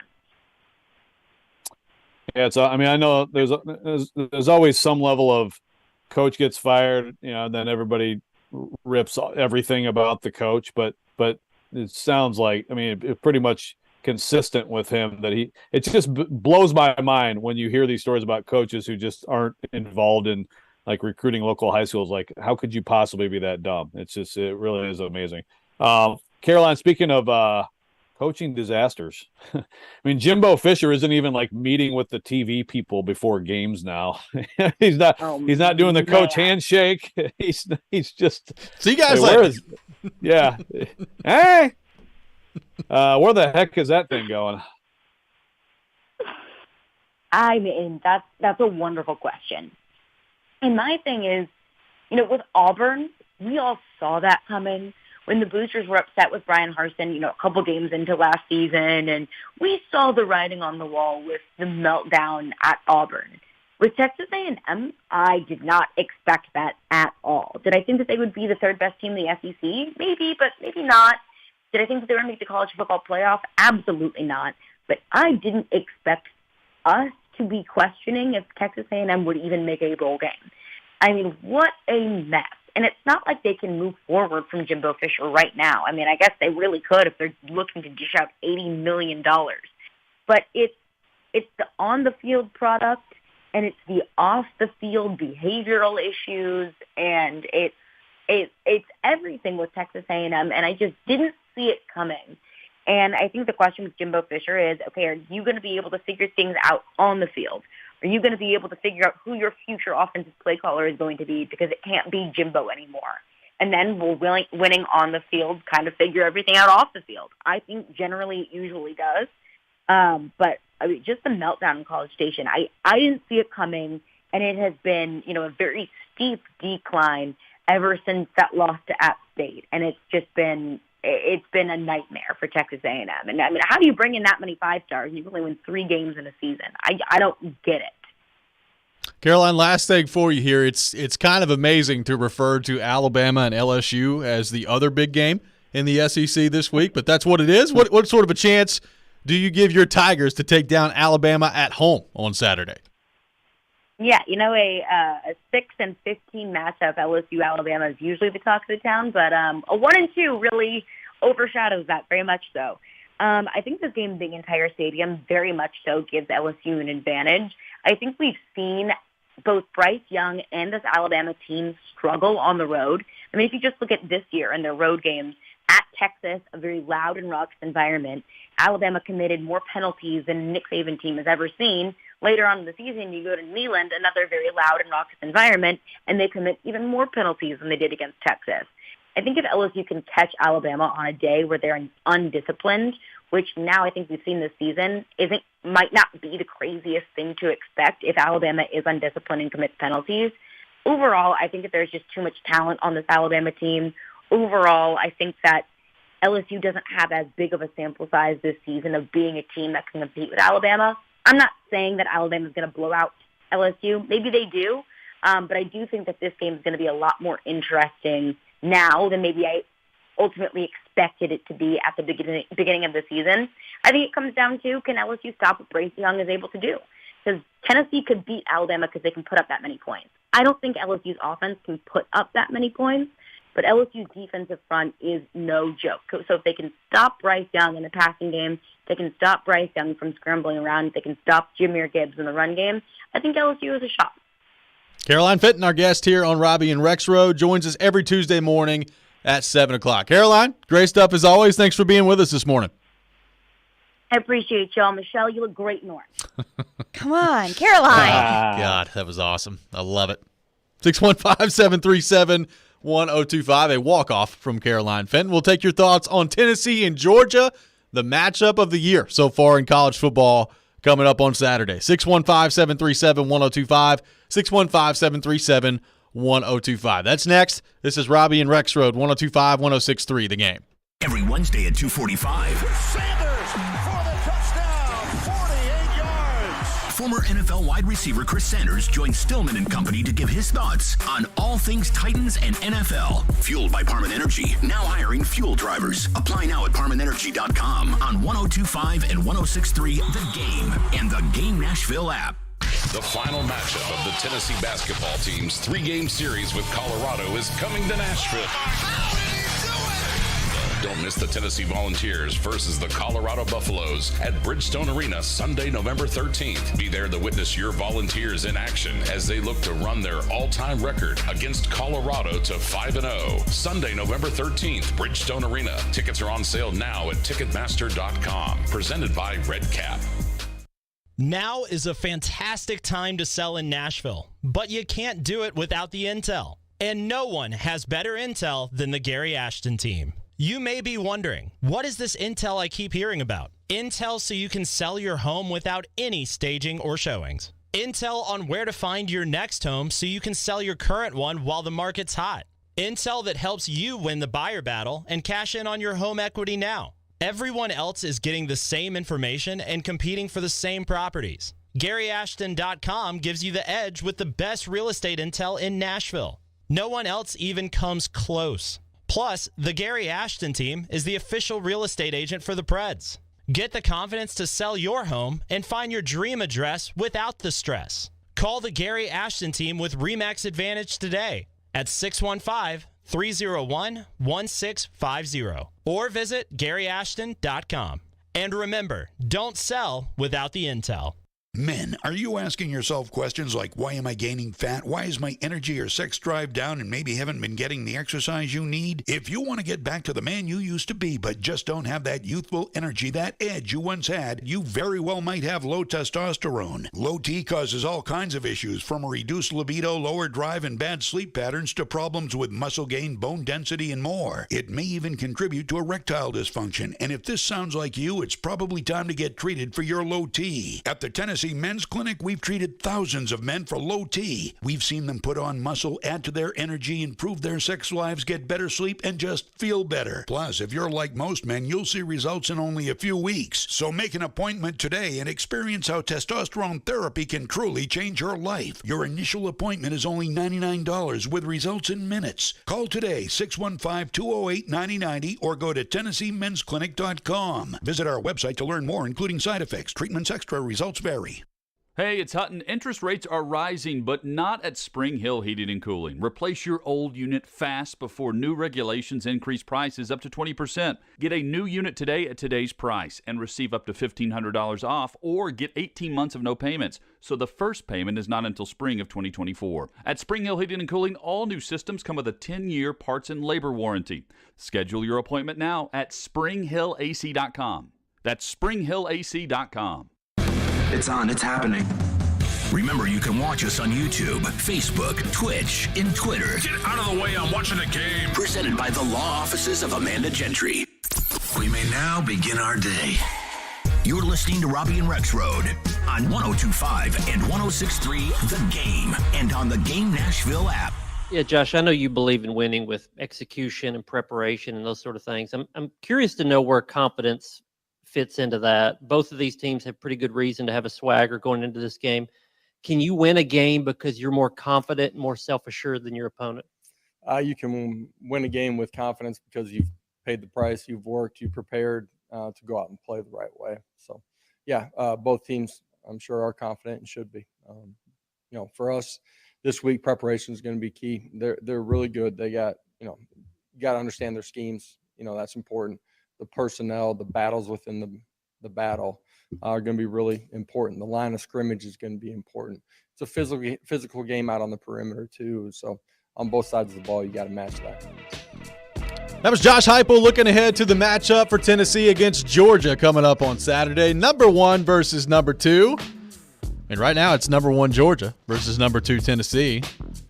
Joe, that could change tonight as the college football playoff rankings come out. I expect that Tennessee will be at number 1, but we'll see what happens on that front. But obviously, Joe, either way, I mean, this is going to be hyped as the game of the year in college football. College game day is going to be there.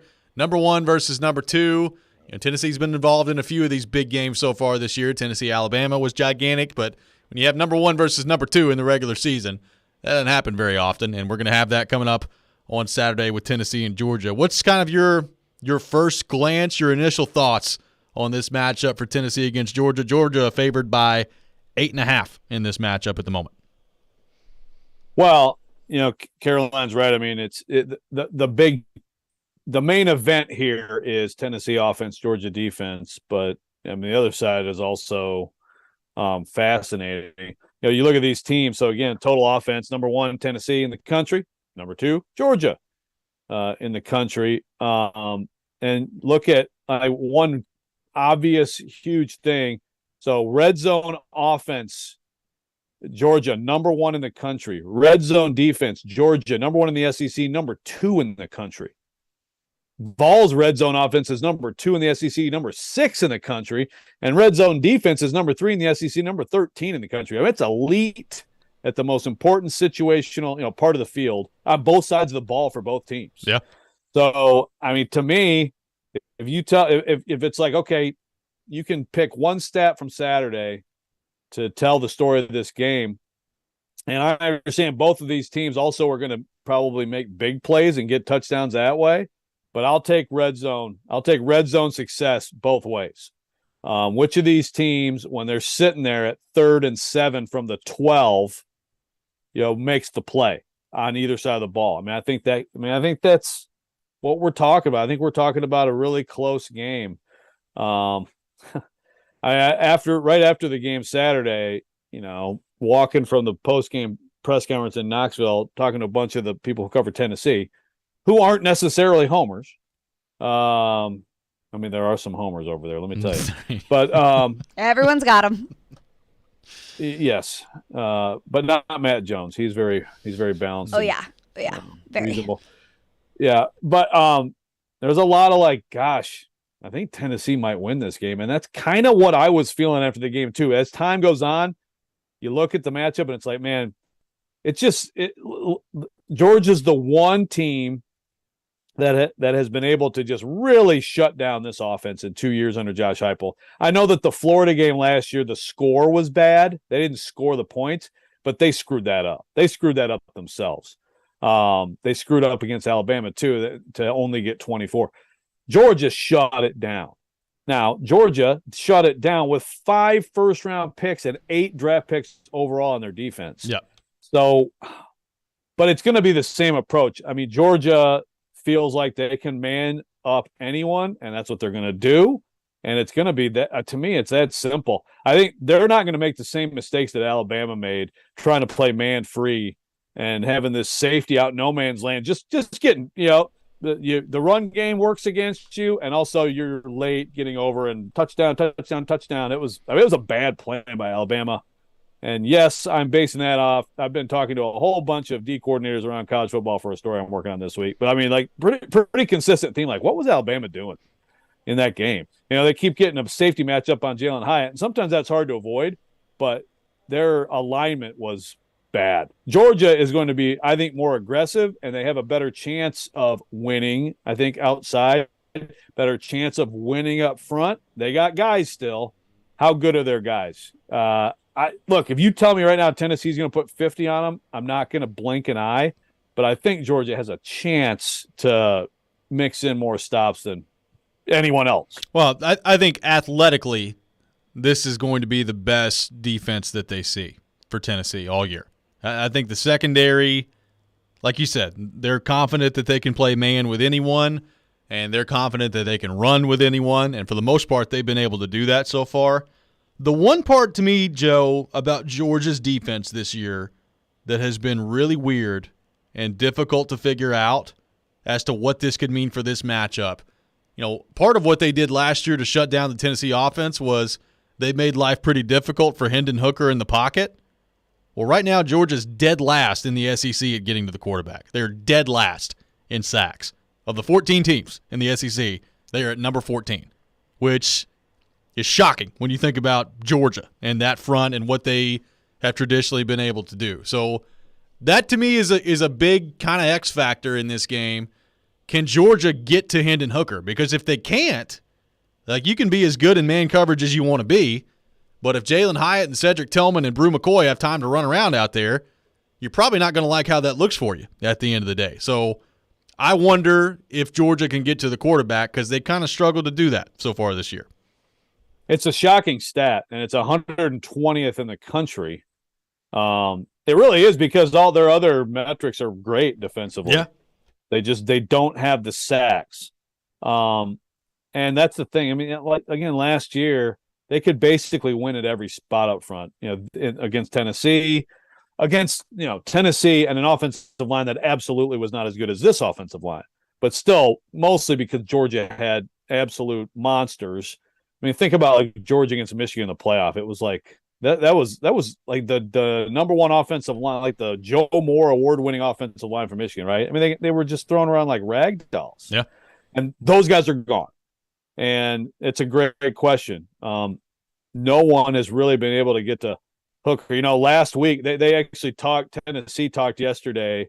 Hooker kind of, about because Darnell Wright has now given up a sack. Yeah. But it's because Hooker stood there for 9 minutes and and finally all right, that was totally a sack on Hooker. Yeah, I feel bad for Darnell Wright, who's making himself a lot of money this year, by the way. He's going to be an NFL right tackle. And yeah, with the protection and with the run game and with everything they're doing, I think it's going to be tough for Georgia. You want to send extra people? That's not what they they haven't had to do that a lot, with what they've had up front. And if you want to try that against Tennessee, it's already pitch and catch out there. So look, I think that both offenses have the advantage for sure. I do feel like this may finally be a week where Jalen Hyatt, here, look at my coffee cup. See my Wonder Woman? When Jalen Hyatt is not in Wonder Woman's airplane and running just completely uncovered down the field, maybe. Well, what is Cedric Tillman? Is he without limitation this week? Josh Heupel talked about being on a pitch count this last week against Kentucky. Is he a full go this week? Is he fully healthy? And what does that kind of three-headed monster at wide receiver look like if he is? That's something that I think they're going to need in this game, and I'm interested to see what that looks like. We'll continue to take your thoughts on Tennessee and Georgia coming up on Saturday, 615-737-1025. Adam, hang with us on our phone line. We'll get to you coming up next as well, 615-737-1025. Make sure you tune in later this morning at 8:45 for your chance to participate in Preds Pick to Click and win a pair of tickets to a future Preds home game. Pick to Click brought to you by TJ Anderson Homes of Benchmark Realty. Visit tjandersonhomes.com to see why they are referred to so often, and Superbook Sports, voted #1 sportsbook in Vegas. Download their app today. You're listening to Robby and Rexrode, 102.5, 106.3, The Game. Jonathan Hutton. You have to put the ball in his hands in that moment. And Chad Withrow. My kicker's making no decisions on a football team. Are in the game. Join them for NFL postgame after every Titans home game. Live from Landshark Bar and Grill in Margaritaville on Broadway. They'll break down that day's game and look ahead to the next one. NFL postgame is presented by Two Rivers Ford, Renter's Warehouse, and Superbook Sports on 102.5 and 106.3 The Game and the Game Nashville app. Hey football fans, Dak Prescott here.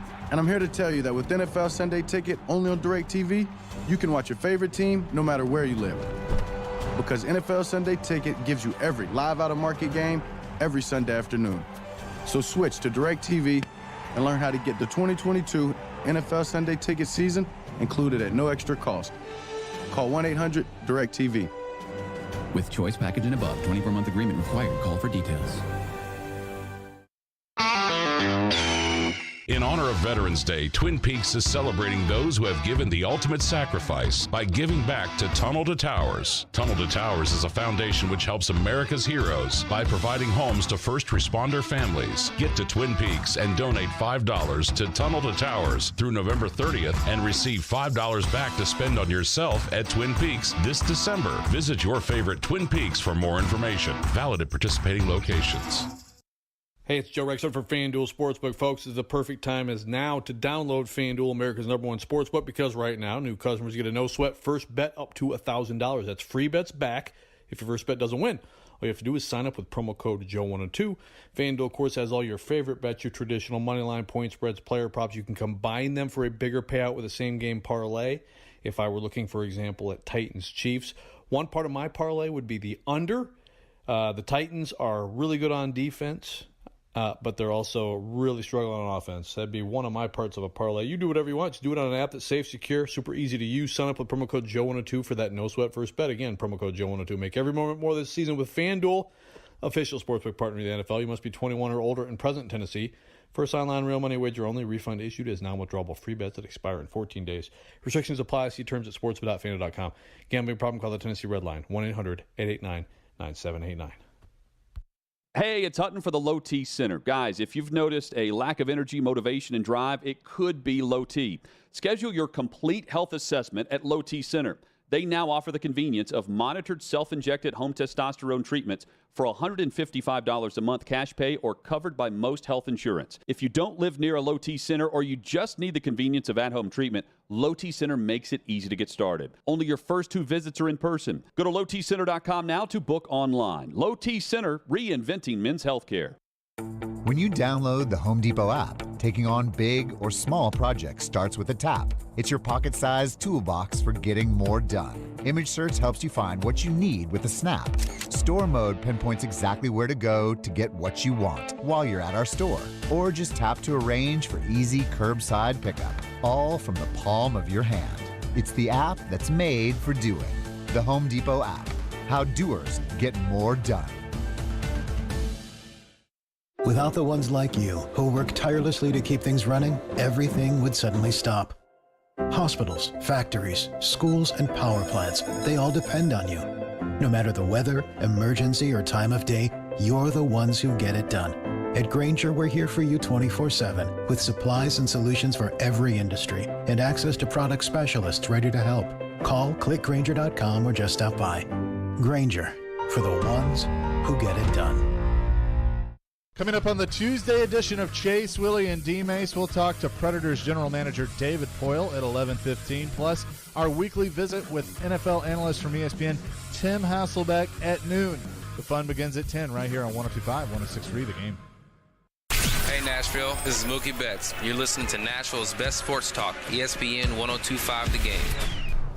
Welcome back in. Robby and Rexrode, 102.5, 106.3 The Game. Streaming live on Twitch, Twitter, YouTube, and Facebook. Our video streaming brought to you by the law offices of Amanda J. Gentry. We are live from the Hillside Medical Game Studio on this Tuesday morning. Going to have Teresa Walker from the Associated Press join us at 8 o'clock to talk Titans right now, looking ahead to Tennessee and Georgia. Taking your thoughts on our phone and text lines driven by WilsonCountyHyundai.com. Let's go to our 102.5 The Game phone line and welcome in Adam from Portland. Adam, thanks for calling in.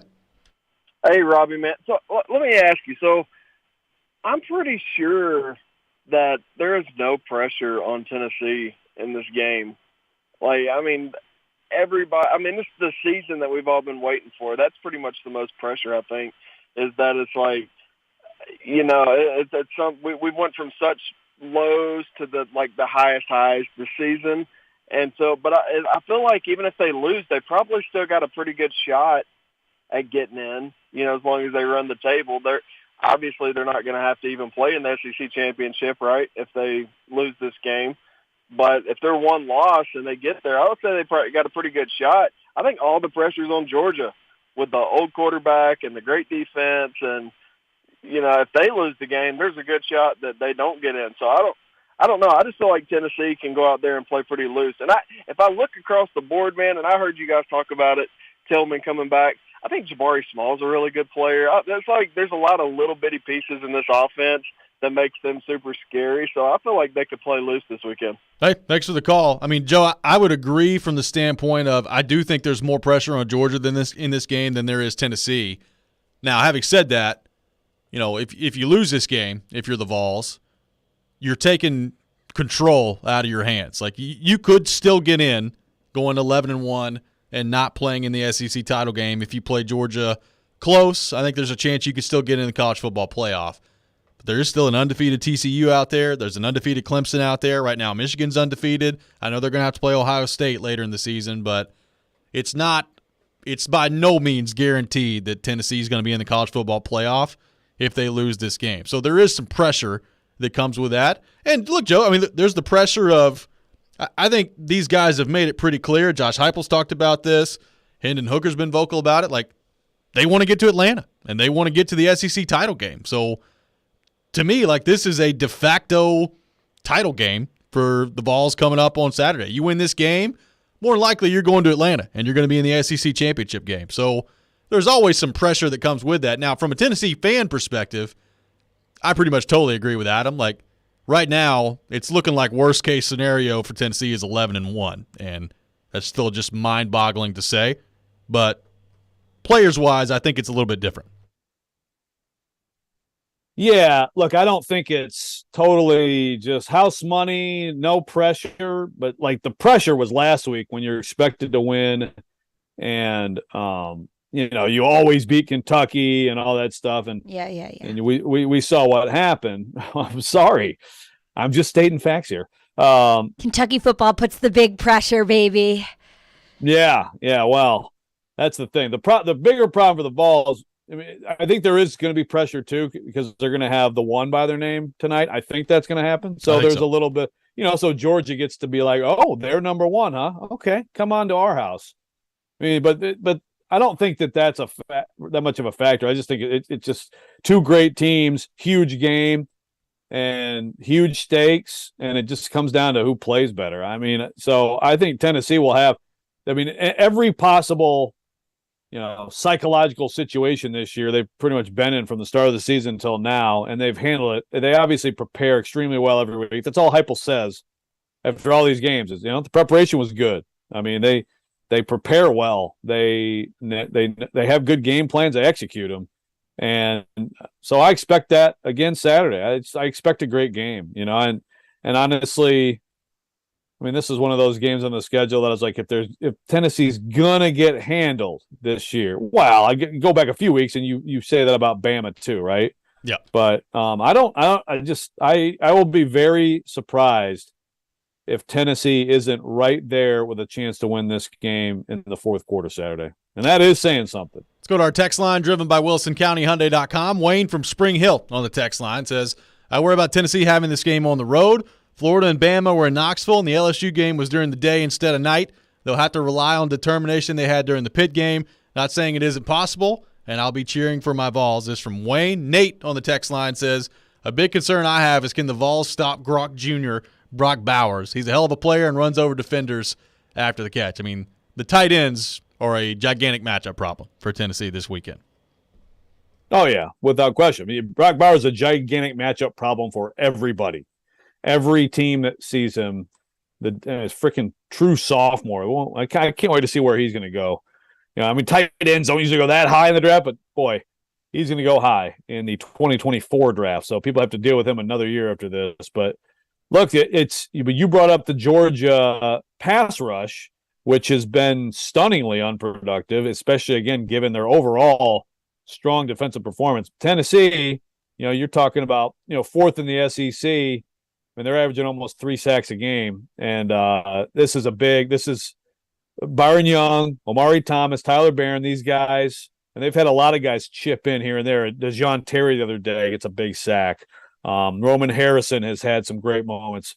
You know, look, you get to Stetson Bennett, easier said than done, but if you can get there, then it's not the same thing as trying to chase Bryce Young around. No. You know? But to be no surprise here because they have a great offensive line. I mean, Georgia is second in the SEC, seventh in the country, fewest sacks allowed, less than a sack a game, 0.88 a game. Tennessee merely 41st in the country at 1.62, which actually Like, I'm surprised it's even that much for Tennessee. You're talking about two quarterbacks who are used to just standing there clean and being able to deliver the ball. Yeah, I mean, that part of it's going to be really interesting. LD from McMinnville says, in your opinion, what's worst-case scenario for the Vols if they lose versus Georgia and finish with one loss? Sugar Bowl?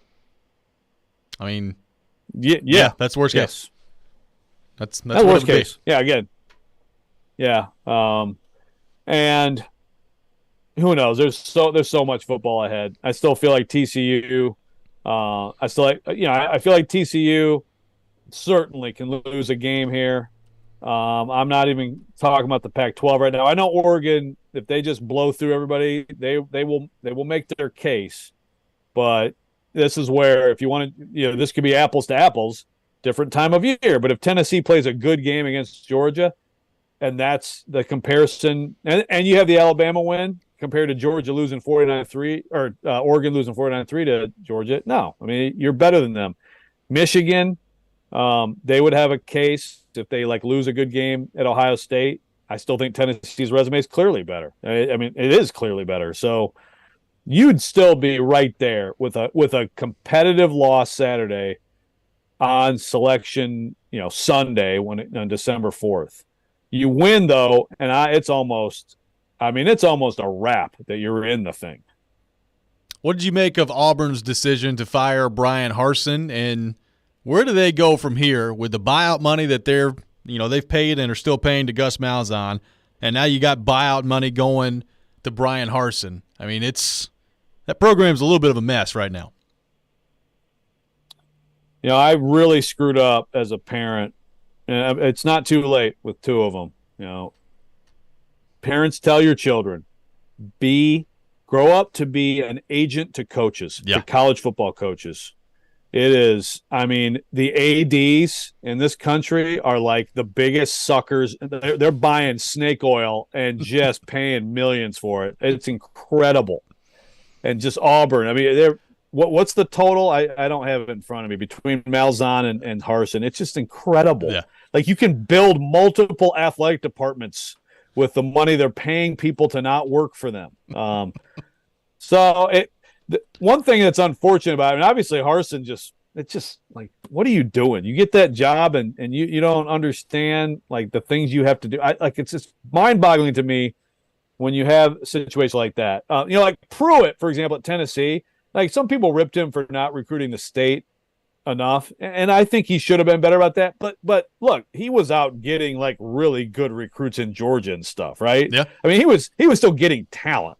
The in-state thing doesn't always matter that much, but it matters to some extent. Go meet someone and just, get your face out there. But anyway, it's one of those, he's an outside-the-box hire, which I love those, and sometimes you get a Lance Leopold, and that's cool.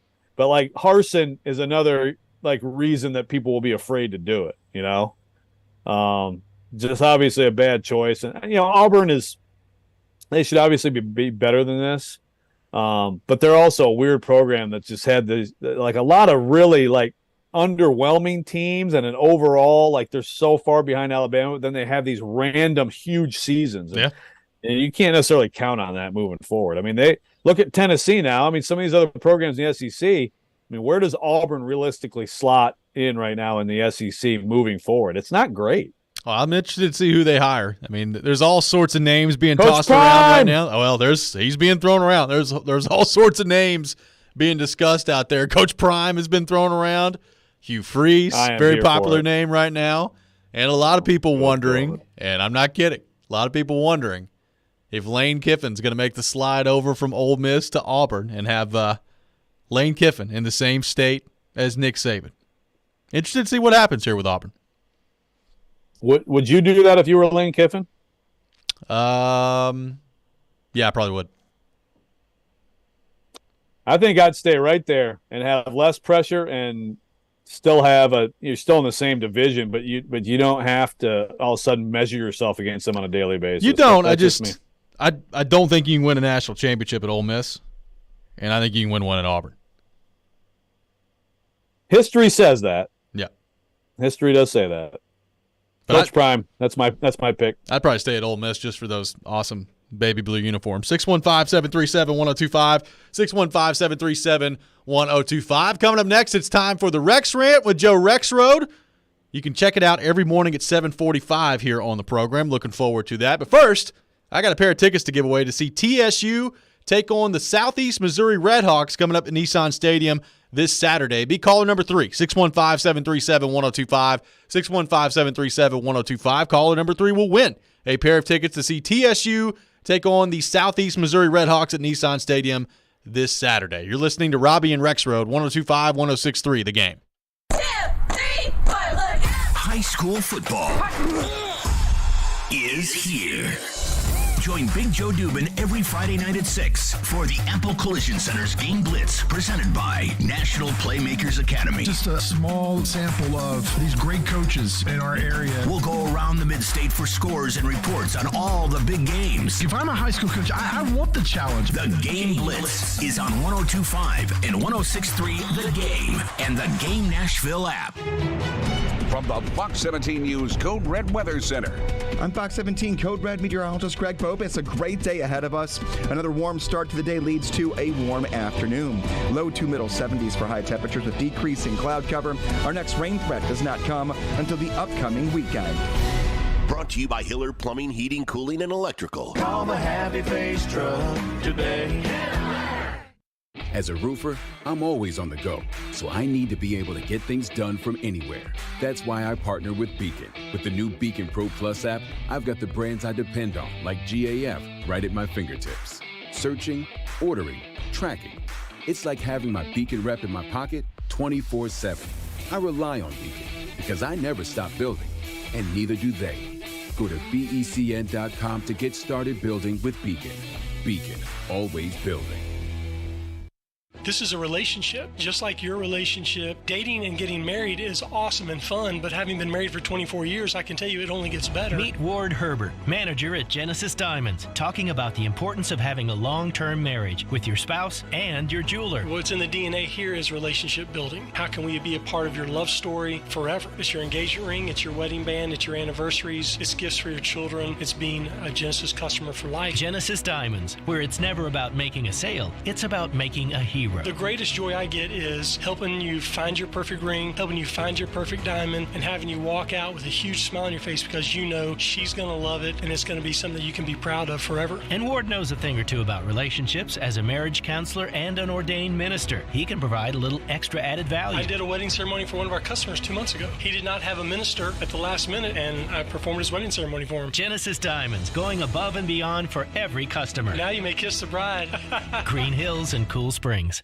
Prescription products require an online consultation with a healthcare provider who will determine if a prescription is appropriate. Restrictions apply. See website for full details and important safety information. Subscription required. Refund available for 60 days after purchase. Hey guys, did you know there's a generic form of Viagra that works just the same but is 90% cheaper? And you can get it online? Just go to 4hims.com/radio. You'll get a free medical consultation, discreet shipping if prescribed, a 100% online process, and trusted generic alternatives to the biggest brands at 90% off. That's right, get generic for Viagra, the same active ingredient as brand name Viagra, but 90% cheaper. It's the same medication you get from your doctor, but with zero copay, no expensive appointments, and no awkward face-to-face conversations. Results are guaranteed or your money back. To start your free online visit, you need to go to this exclusive address, 4hims.com/radio. That's 4hims.com/radio for your free online visit. FORHIMS.com/RADIO. If you missed the latest on Chase, Willie, and D-Mace. He's not going to progress as a player, but yesterday he just looked like a rookie. So we're just going to file out away, put it to the side, and hopefully next week Ryan Tannehill can play. Do you think right there they have to be thinking, okay, if our thought is we're going to move on from Ryan Tannehill next year, I just don't see how you can say he's the guy. Right now. I mean, it's a dilemma. When you have a starting quarterback like Ryan Tannehill, he's not the greatest, but he's not the worst either. He's just a good player, and you're trying to make that decision potentially who can be his predecessor. You're not going to make it based on one game. You're going to look at this game and say, okay, foul it away. It didn't go the way Malik wanted it to go. He was a little nervous. Chase, Willie, and D-Mace. Weekdays from 10 to 2 on 102.5 and 106.3 The Game and on the Game Nashville app. When you download the Home Depot app, taking on big or small projects starts with a tap. It's your pocket-sized toolbox for getting more done. Image search helps you find what you need with a snap. Store mode pinpoints exactly where to go to get what you want while you're at our store. Or just tap to arrange for easy curbside pickup, all from the palm of your hand. It's the app that's made for doing. The Home Depot app. How doers get more done. Jared Stillman. If you get 3 games where he doesn't turn the ball over, you're going to the Super Bowl. Caroline Fenton. I don't know if he would be open to joining another team. Stillman and Company. Afternoons from 2 to 6. Presented by TriStar Moving. On Nashville's best sports talk. ESPN. 102.5 and 106.3 The Game. And on the Game Nashville app. You're listening to Robby and Rexrode on 102.5 and 106.3 The Game and on the Game Nashville app. Sometimes he wakes up on the wrong side of the bed. And sometimes he's just, well, Joe. Awkward moment, let's do it. This is the Rex Rant, now on Robby and Rexrode. And it is that time of the day, time for the Rex Rant with Joe Rexrode. You can check it out every morning at 7:45 here on the program. Joe Rexrode, I turn things over to you. Got a lot of possibilities today, actually. First of all, Uber. It's about to get ugly, buddy. So just be ready. I'm ready. I may have to pay Elon Musk my $20 for 1 month just so I can just use Twitter to assault Uber, and then I will, I guess, leave Twitter. I don't know. So Twitter, also, you're on the list. You suck. Okay. I know it's not. You just made the list, but hey, you're on the list. I'd also like to give a shout out to Michigan fans. I mean, it's incredible. I'm so glad I'm not in the middle of that crap right now. Let me repeat myself, okay? Let me repeat myself clearly. The Michigan State players who were beating up on the solo Michigan player, it's inexcusable, it's awful, and they deserve to be suspended, okay? Everybody hear that? Is that clear? Everybody hear that? Okay, all right. So when you talk about other things like the nastiness of the rivalry and even other rivalries, I feel like there's a taunting. I mean, there's a bigger picture with taunting that I see. Honestly, I'll be the old man yell at the cloud, but I even see it like in high school football. There's just too much. Let's go make the opponent feel bad rather than celebrate with your teammates, in my opinion. Like stuff that when I was that age, when I played high school sports, that like you're in trouble if you do some of this stuff, and it's everywhere. And then this particular rivalry on both sides, there's just it's nasty, and it should never be a night game. But that does not change the fact that those players should absolutely be in trouble, and there's no excuse. No one made an excuse yesterday, and yet the Michigan trolls find me on Twitter. So just want to make sure that gets out there clearly. I did not see this. Yeah, I mean, I had to go back at someone today. Oh, so it's Harbaugh's fault, huh? Yeah, that's what I said. It's Harbaugh's fault. Okay, thank you. It's incredible. And the funny thing about this is, and this wasn't even going to be my rant, but now I can't stop. So if you reverse this situation, just completely reverse the situation, because believe me, I'm seeing Michigan State fans still like, well, it wasn't really on them. I mean, what about the guy in the locker room?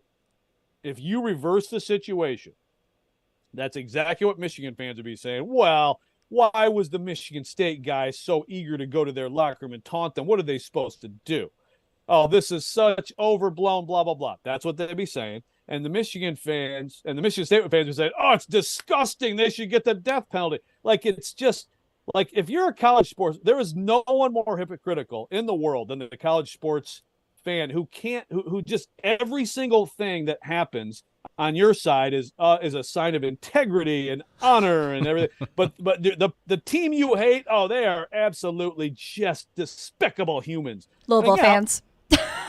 Wow. Yeah, I mean, whatever it is, like the tribal nature of college sports. Let's take the Tennessee Alabama, like Jermaine Burton situation, okay? Which I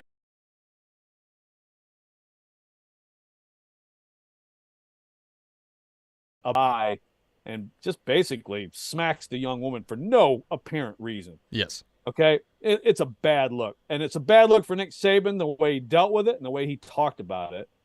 But it's the same. So then I'm seeing Vol Twitter, I'm seeing Tide Twitter, whatever the heck we call that, and it's like he is an absolute deportable criminal, right? To Vol Twitter, and then Alabama's making excuses. If you flipped it around and it was a close win for Alabama, and it was a Tennessee player doing that, you'd be arguing the exact same stuff Alabama's arguing. Like, can you remove yourself? Like, Robby, you're a Vols fan. You're a passionate Vols fan. But I know that you can look at these things like a human being and use reason and logic and not be so wrapped up in the Vols that you can't even think like a freaking human being. I mean, college sports fans who are so obsessed with their teams that, like, everything is black and white. It's exhausting. I just marvel at the growing list of fan bases that don't like you. That's my favorite thing about this entire rant. Michigan State, Michigan, Tennessee, Vandy. You got a lot of different enemies out there, Rexrode. I hate your team, and I love the team you hate. That's what I want you to know. But the thing is, that wasn't even going to be my rant today. God. So my rant, I'll give you what my plan was real fast. Okay. It's pretty boring. I mean, it's better than me talking about my Adonis-like body yesterday. I mean, that was really boring and uncomfortable for everybody. But so we went to some friend's house last night for Halloween, hanging out in the driveway. Had a nice time. Got like Caroline and her friends, did Wizard of Oz. She was a line. It was it was fun. They went out trick or treating. I think it's the first time I had no involvement in trick or treating, which I'm fine with. I would say, and it got to the point where I started to shame the children, and I started to say it, and I don't apologize. Why aren't we saying trick or treat anymore? We're just walking up to a house and grabbing candy. Just taking off. Just walk up, grab the candy. I mean, some kids say thank you or happy Halloween, but it's like trick or treat. That's what you say on Halloween. When did we lose this in society? When did I miss this? Has anybody ever done a trick? That would upset me if I was a child. I know I'm here for the treat. Thank you, though. Yeah. I mean, I've seen some people make the joke like, "Hey, how about I'll do the robot or something?" But yeah. Oh, I've had a trick on me. Really? Yeah. It was you rang the doorbell, and I was Dorothy. I was about 5 years old, and I was scarred. I rang the doorbell, and I'm like waiting for somebody, and then all of a sudden I look to my right, and I hear a boo, and it's this guy in this huge gorilla costume, and then I ran down the driveway screaming with my cousin as we both were in Dorothy costumes. It's kind of awesome. Sorry for laughing at that. Great. This has been the Rex Rant with Joe Rexrode. You can check it out every morning at 7:45 here on the program. Coming up next, we'll be joined by Teresa Walker from the Associated Press.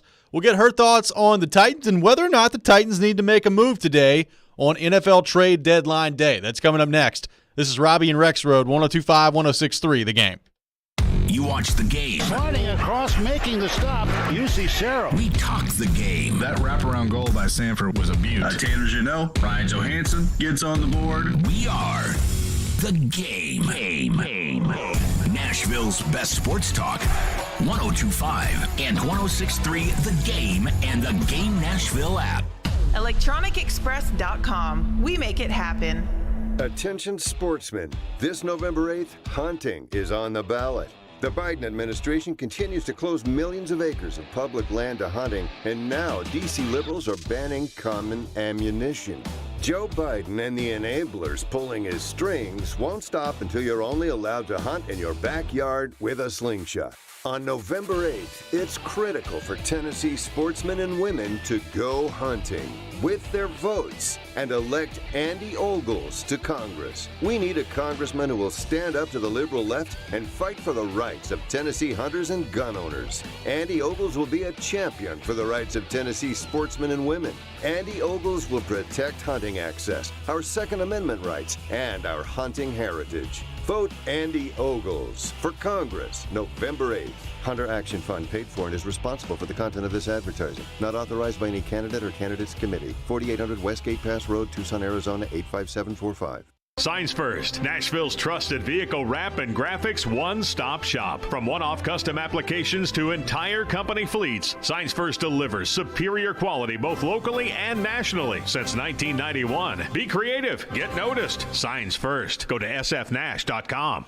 Making Moves is brought to you by LinkedIn Jobs. Building through the draft is usually a key part of any NFL team's success. The New England Patriots roster in the 2016-2017 season was comprised of 55% of players that the Patriots drafted. 15 of those players were drafted in rounds 4 through 7, including Tom Brady, Julian Edelman, and Rob Ninkovich. The Patriots went on to win the Super Bowl that season 34-28 over the Atlanta Falcons. Build your winning team today. Go to linkedin.com/sports.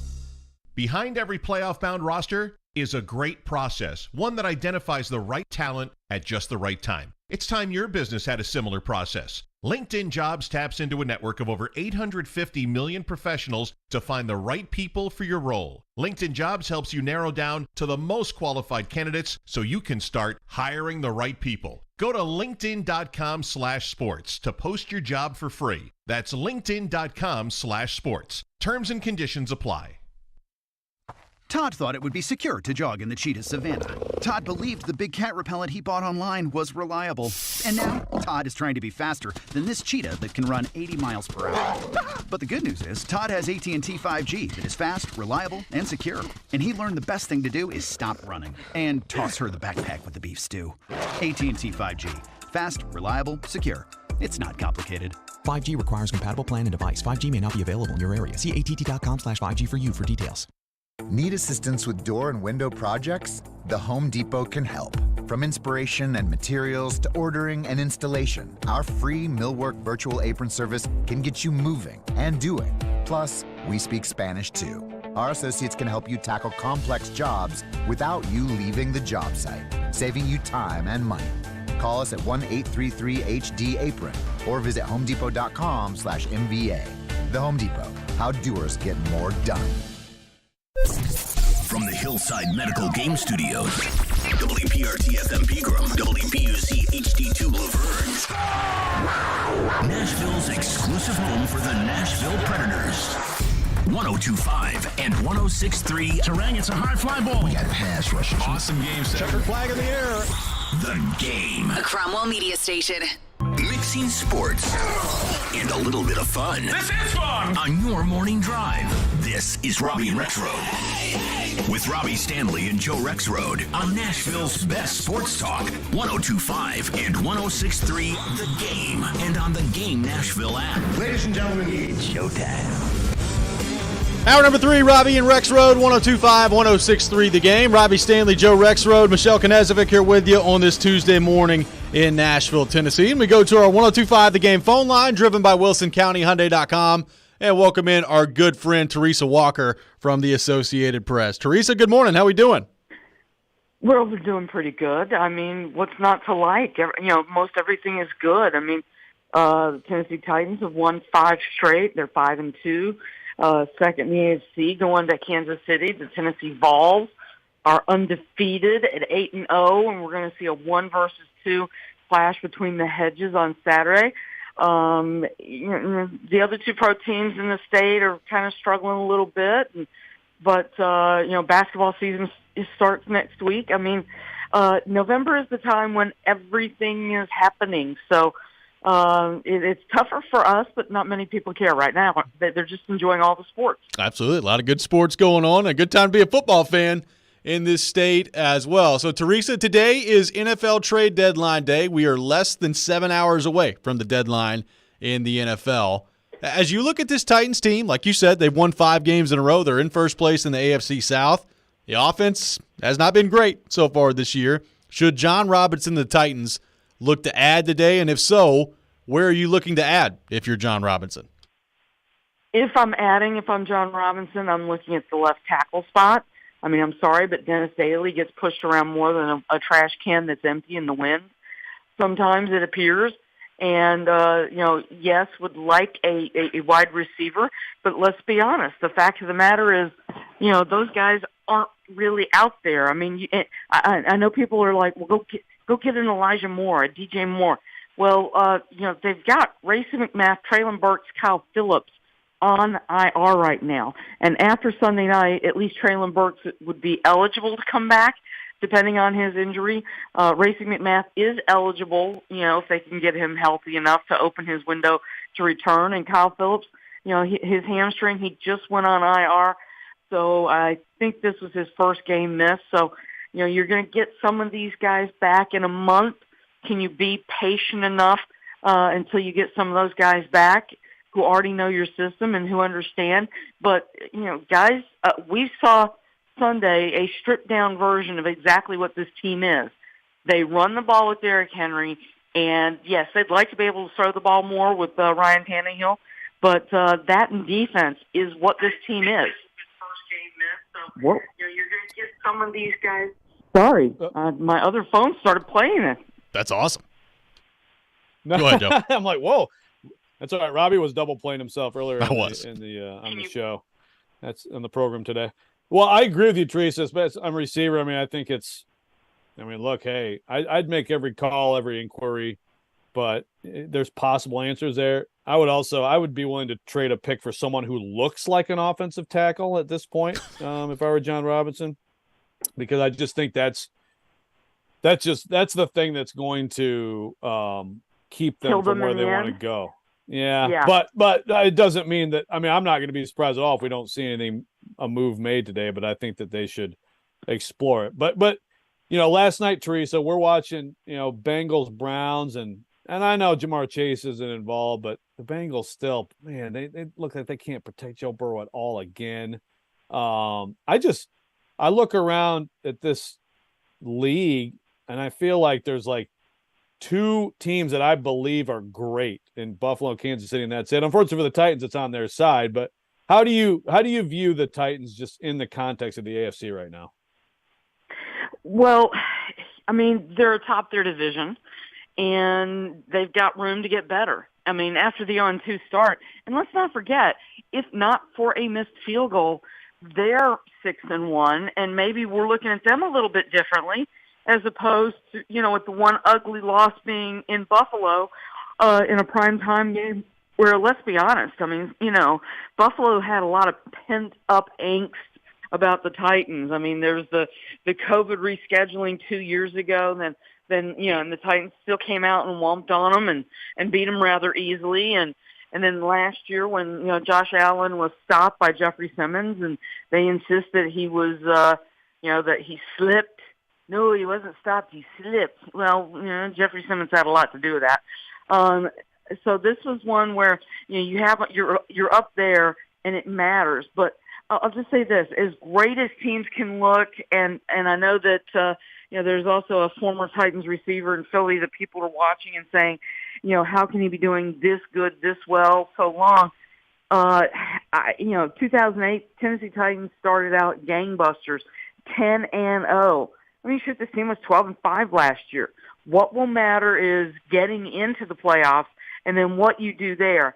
And as ugly as what we saw on Sunday was in Houston, the ability to run the ball with Derrick Henry and, Ryan Tannehill being able to make some passes. There were 2 passes completed to a wide receiver, and both to Robert Woods, by Malik Willis the other day. Defense and run game, that's what matters in the postseason. And it's funny, a colleague is working on a story. The run game, the numbers are up. So for all this talk about this being a passing league, the ability to run the ball still matters. And the Tennessee Titans, as Mike Vrabel put in that locker room the other day, they have Derrick Henry, and the rest of the league doesn't. So that's the thing that can help this team. Now they just need to tweak a few things. Let's be honest. I mean, they do have to get better. They have to show some signs of, some semblance of a passing game. And I still think that, if they can get a couple of these receivers back, that will help them in the end. Teresa Walker on with us here on Robby and Rexrode. So, Teresa, we did kind of some projections earlier and just looked at the pace for Derrick Henry. He's on pace for 403 carries, about 1,834 yards, and 17 touchdowns. I mean, that sounds like a very Derrick Henry pace. But given the injury situation last year, the wear and tear on his body heading into this year, what do you make of the season that Derrick Henry is currently having, obviously highlighted by the game on Sunday against Houston? Well, I still go back to this. That I think he still has more tread on the tires. Yes, he's 28. Yes, he's had the ball in his hands a lot when he's been available over the last, 3.5 seasons now. But this is a guy who, he didn't start every season at Alabama. He was essentially a start of the year. He won the Heisman in 2015. And then he comes to the NFL, and he was behind DeMarco Murray for, essentially 2 seasons in the NFL. So to me, that's like, keeping him in the garage for a while. That the tires are pretty good there, and we know what he does to keep himself in shape. My big question about him this year, and I think for a lot of folks, was the foot. Could the foot handle the pounding? And the way they seem to have repaired that foot, well, it certainly looks pretty healthy to me right now. So I keep riding him. Is there going to be a point where you're going to have to change and change the style of this team and, maybe become like the rest of the NFL? Sure. But this franchise has been lucky enough to go from Eddie George to, Lendell White, Chris Johnson, and now it's DeMarco Murray had a brief stint. And now Derrick Henry. When you can keep finding running backs like that, then there's nothing wrong with being a little bit different in the NFL and leaning into what you're able to find. I mean, look at Jacksonville right now, or Houston. Shoot, Indianapolis. Remember a year ago when Jonathan Taylor was supposed to be an MVP? Yeah. And, so it's one of those things that when you have the horses, and that's what they've had over the years, and particularly now, I mean, right now, I'm going to mix my metaphors. Derrick Henry looks like a Triple Crown winner, and you just keep riding him until he can't anymore. And that's the formula you go with the defense that the Titans have got. And, let's face it, once we get to January, the conversation's going to switch completely. It's not going to be what can Derrick Henry do, how long can he last. It's going to be simple. Win a playoff game and go try and win a Super Bowl. That's where this franchise is right now. What about, speaking of where this franchise is, Teresa, I mean, I've tried to not bring this up a ton, because I said my piece. But I did watch A.J. Brown have 3 touchdown catches in the first half the other day, and I do watch this Titans. And you're right, they could be 6-1. I don't think I'd look at them all that differently if they were. I still don't think this team is a team that can go win against Buffalo or Kansas City in a playoff game. That I'm absolutely open to being proved wrong there, but I don't think so. I don't think they have enough offense to do that. Do you feel like the A.J. Brown trade, look, it's over. It is what it is, but do you feel any differently about it?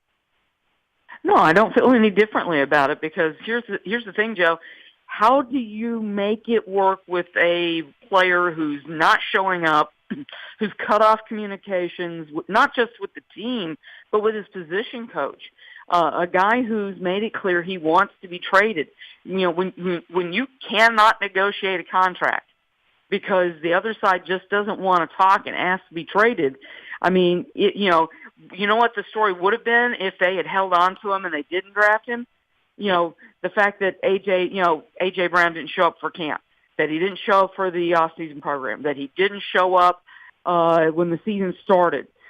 We'd be counting the clock. Okay, he has to show up at this certain time to get credit for this year on his, toward his contract and to keep that clock moving. Do you really think that would have helped this team at all? Yeah, he's an incredible talent, without a doubt. But this is a guy who, it sure seems, based on all the reports coming out of Philly, that he and Jalen Hurts decided that, you know what, why can't we play together? Let's see what we can do to make this happen. And it happened. And, the Titans, from the folks we've I've talked with, they started negotiations thinking that they could get to a deal and get to a number that he was happy with. And, when you start negotiating and the other person's running down the block the other direction, it's kind of tough to get a deal done. I just don't think that A.J. Brown ever wanted to be here when he saw that, let's make this happen and send me to Philly. And once that idea got in his head, I don't think there's anyone who could have changed his mind. And that's what's going to make that game so interesting in Philly. And again, I'll go back to this. They're having a lot of fun. They're doing a lot of great things in the regular season. The playoffs are a different animal. Let's see what they do then. Teresa Walker, our guest here on Robby and Rexrode, does an outstanding job for the Associated Press. Teresa, great stuff as always. Thanks for being with us this morning. My pleasure. Thank you both so much. Coming up next, we'll take your thoughts on the Titans. It is NFL trade deadline day. We are less than 7 hours away from the NFL trade deadline. What should the Titans do? What do you think the Titans will do? We'll take your thoughts at 615-737-1025. That's coming up next. This is Robby and Rexrode, 102.5, 106.3, The Game. 185! Every team needs a quarterback. 185! That's why we have Hasselbeck, bootleg, rollout, toss, touchdown! Tim. ESPN NFL analyst Tim Hasselbeck gives his expertise on all things NFL. How that team is built, I think there's a lot to like about them. Every Tuesday at noon, Tim with Chase, Willie, and D-Mace. Presented by Red Spirits and Wine in Bellevue and BetUS.com on 102.5 and 106.3 The Game and the Game Nashville app. Hey Nashville, TJ Anderson here. With real estate listings, you have to read between the lines. Like breathtaking means yikes.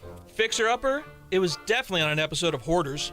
And close to everything? Well, I hope you like the sound of trains. My team at TJ Anderson Homes of Benchmark Realty is ready to help both home buyers and sellers decode the market. Oh, and if the house is charming, it's probably ugly, but has a great personality. Google TJ Anderson Homes, read our reviews, and see why we are referred for a reason. TJ Anderson Homes of Benchmark Realty, 615-432-2919. Hey football fans, Patrick Mahomes here, and I'm here to tell you that with NFL Sunday Ticket only on DirecTV, you can watch your favorite team no matter where you live. Because NFL Sunday Ticket gives you every live out-of-market game every Sunday afternoon. So switch to DirecTV and learn how to get the 2022 NFL Sunday Ticket season included at no extra cost. Call 1-800-DirecTV. With choice package and above, 24-month agreement required. Call for details.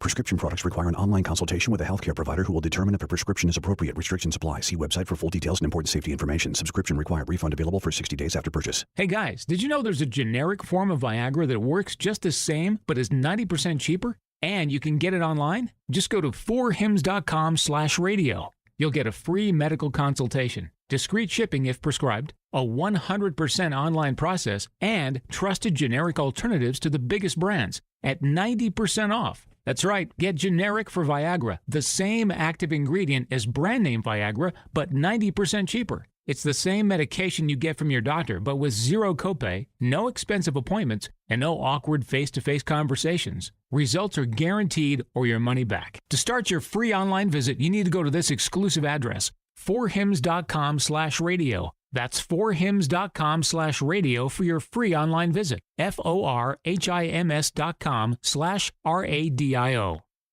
Guys, listen up. If you're suffering from hair loss, then you got to check out Bosley. Bosley offers the most advanced technology to restore your hair. All it takes is a simple one-day procedure to get your hair back.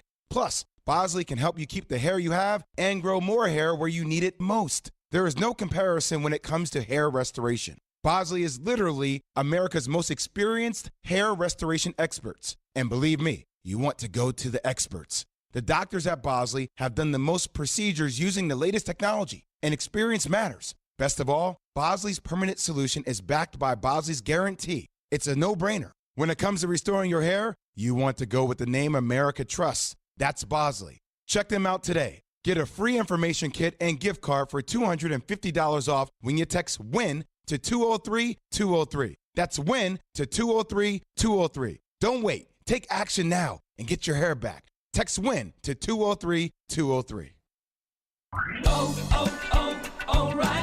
See better and drive safer with Rain-X Advantage wiper blades at O'Reilly Auto Parts. Right now, purchase a pair of Rain-X Advantage wiper blades and get a $15 gift card after mail-in rebate, plus 2 times O Rewards points. Our professional parts people will even install your new wiper blades for free. Stop by O'Reilly Auto Parts or visit O'ReillyAuto.com.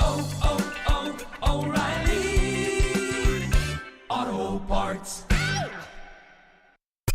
We want to hear from you. Thanks for taking the call. Join the conversation.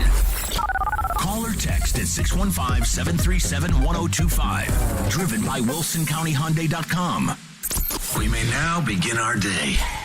You're listening to Robby and Rexrode on 102.5 and 106.3 The Game and on the Game Nashville app. Welcome back in, Robby and Rexrode, 102.5, 106.3 The Game. We are streaming live on Twitch, Twitter, YouTube, and Facebook. Our video streaming brought to you by the law offices of Amanda J. Gentry. We are live from the Hillside Medical Game Studio on this Tuesday morning in Nashville, Tennessee. Thanks to Teresa Walker for joining us in the last segment. The NFL trade deadline approaching, Joe Rexrode. We are less than 7 hours away before the deadline today at 3 p.m. Central Time. What do you make of the situation the Titans find themselves in at 5-2, first place in the AFC South? We've talked about the deficiencies offensively at offensive line and at wide receiver. If you're addressing something today, my guess is it's probably going to come at one of those two position groups, although there's a lot of momentum out there for apparently Kareem Hunt. A lot of people connecting the dots for the Titans and Kareem Hunt, which I can't for the life of me understand, but I guess we'll see what happens on that front. What do you make of where the Titans sit right now, Joe, and what do you think happens today as the NFL trade deadline approaches? Well, first of all, I would like to do what I did not have time to do, last segment, which is reply to Teresa on the A.J. Brown thing. And I will absolutely be bringing this up to people who were for the trade occasionally. Now, when A.J. Brown has a 3-catch, 17-yard day, then I'll probably just be quiet that week. Okay. But I love and respect Teresa. I couldn't disagree more. And again, it's like if this is why we have contracts. This is professional sports. You're under contract, man. A.J. Brown would have played football for the Tennessee Titans this year. Well, 100%. He would have played well. He would have been a great player for the Tennessee Titans. Just, Deebo Samuel, who, by the way, is hurt right now. The exact same situation, same agent, same approach, same philosophy, same attempt. And the 49ers like, yep, you're under contract. Let's go. That's it, man. I mean, Rashad Weaver's out here putting Instagram posts up about, Titans lame AF about their fine for missing treatment. Like, everybody's not all happy and hunky-dory in an organization. It's a bunch of professionals. That's why they have contracts. And I don't care about this spin from the Titans about, he wanted to go with Jalen Hurts and all this stuff. It's all over now, but I'm still going to keep bringing it up. So just get ready. I'm here for it. As far as the trading deadline, what was the text line suggestion earlier? T-Rack, 3 number ones and something else and Burks for AJ Brown. That's what I say they do. But no, it is a big day, I think, for a lot of Titans fans who would like to think that John Robinson is back in the go for it mindset. I'm not saying that he was ever in the, okay, never mind, we're not going to be good this year. He was never in a rebuild mindset. But the A.J. Brown trade, whether you believe, you had no choice or not, that's obviously not a go for it approach. And the Malik Willis pick is a think about the future approach. But right now you have a 5-2 team. You got a 5-2 team with a defense that could be special, with a running back who is special, and with a quarterback who I feel like deserves a lot of credit for how he has bounced back this year, the way he's performing given the circumstances. So Titans fans want to see John Robinson give those guys some help, and he should. Well, I think I would be disappointed if I'm a Titans fan if today comes and goes and nothing is done. Like I think, look, they could very well be trying to make a trade for a left tackle or a wide receiver or a combination of the two, and it just doesn't work out and the prices are too high. That's fine, and I guess I could live with that. Like if the price for a left tackle is just ridiculous, do you really want to pay that? Especially if it's a guy that maybe is a 1-year fix. That's something that's a decision you got to make if you're John Robinson and the front office for the Titans. But I just look at the AFC right now, and I know Buffalo, I think, is clearly the best team. Kansas City's right there with them, and we're gonna get a little bit better of a litmus test of what exactly the Titans are coming up on Sundays. They go on the road to Kansas City, but I just look at everybody else, whether it's Baltimore or Cincinnati or the Miami Dolphins or whatever team you want to throw out there. Like, I think the Titans can hang with those teams, and I said this yesterday. Like, your job as general manager of the Titans, especially when you do have guys like Derrick Henry and Kevin Byard and Jeffrey Simmons, and you're in this window right now, Ryan Tannehill, you can throw into that mix. Like, it's your job, I think, to maximize your chances and to make your team as good as you can possibly make it. And the fact of the matter is, Joe, right now they got a glaring hole at left tackle. And I know they ran the ball really well and the run blocking was good and all that's great as you look at the offensive line and how they played on Sunday. And run blocking wise, I don't really have very many concerns about the Titans.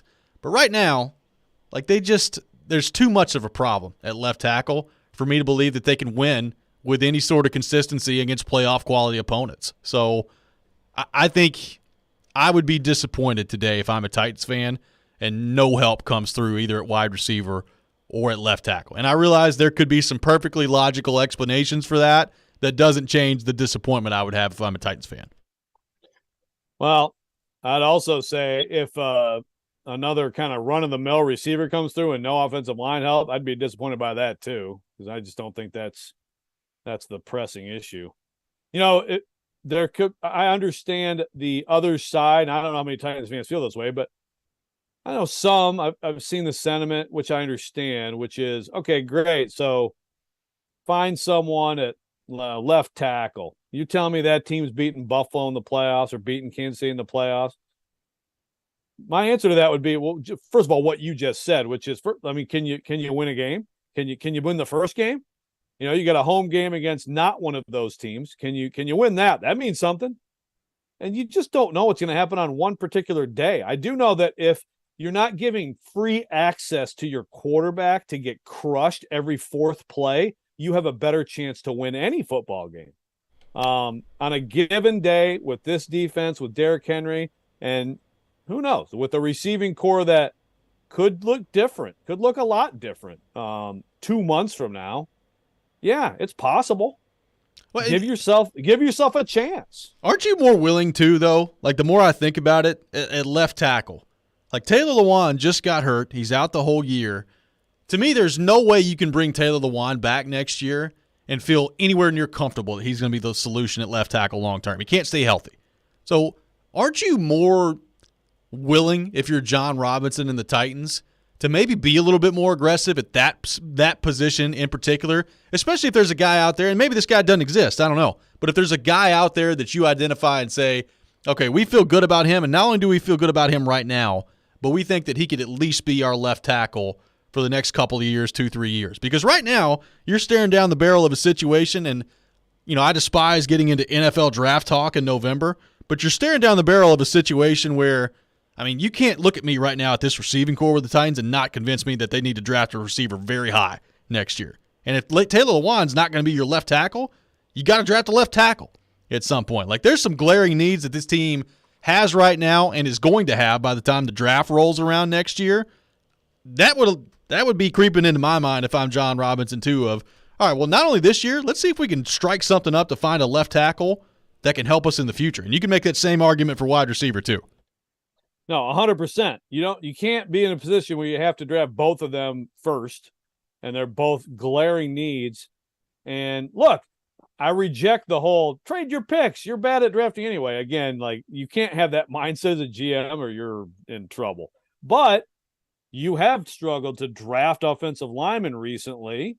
Nicholas Petit-Frere potentially changing that, but still, overall. It's been a struggle. So, yeah, can you get a proven commodity and have a new long-term left tackle? Is that worth giving up some draft capital? I think without question. 615-737-1025. What should the Titans do today as the NFL trade deadline approaches, coming up at 3 o'clock this afternoon? More on that coming up next. Robbie and Rexrode, 102.5, 106.3, The Game. Want a chance to win tickets to an upcoming Preds game? Yes. Tune in to Robby and Rexrode every weekday Preds game day at 8:45 for Preds Pick to Click. Guess a goal scorer and win. I'll take Roman Yossi. Matt Duchene. Pick to Click is brought to you by TJ Anderson Homes of Benchmark Realty. Visit tjandersonhomes.com to see why they are referred so often. And by Superbook Sports, voted #1 sportsbook in Vegas. Download their app today. Preds Pick to Click. We are 102.5 and 106.3, The Game. Attention sportsmen. This November 8th, hunting is on the ballot. The Biden administration continues to close millions of acres of public land to hunting, and now D.C. liberals are banning common ammunition. Joe Biden and the enablers pulling his strings won't stop until you're only allowed to hunt in your backyard with a slingshot. On November 8th, it's critical for Tennessee sportsmen and women to go hunting with their votes and elect Andy Ogles to Congress. We need a congressman who will stand up to the liberal left and fight for the rights of Tennessee hunters and gun owners. Andy Ogles will be a champion for the rights of Tennessee sportsmen and women. Andy Ogles will protect hunting access, our Second Amendment rights, and our hunting heritage. Vote Andy Ogles for Congress, November 8th. Hunter Action Fund paid for and is responsible for the content of this advertising. Not authorized by any candidate or candidates committee. 4800 Westgate Pass Road, Tucson, Arizona, 85745. The final matchup of the Tennessee basketball team's 3-game series with Colorado is coming to Nashville. Don't miss the Tennessee Volunteers versus the Colorado Buffaloes at Bridgestone Arena Sunday, November 13th. Be there to witness your Volunteers in action as they look to run their all-time record against Colorado to 5-0. Sunday, November 13th, Bridgestone Arena. Tickets are on sale now at Ticketmaster.com. Presented by Red Cap. Hey, it's Jared from my friends at Hiller. Fall means cooler weather is coming. Make sure your family is warm in your home with this special deal from Hiller. This month, take advantage of Hiller's Happy HVAC Comfort Bundle, which includes an HVAC replacement, germicidal UV light, extended 10-year warranty, and you'll get a free solo smokeless stove.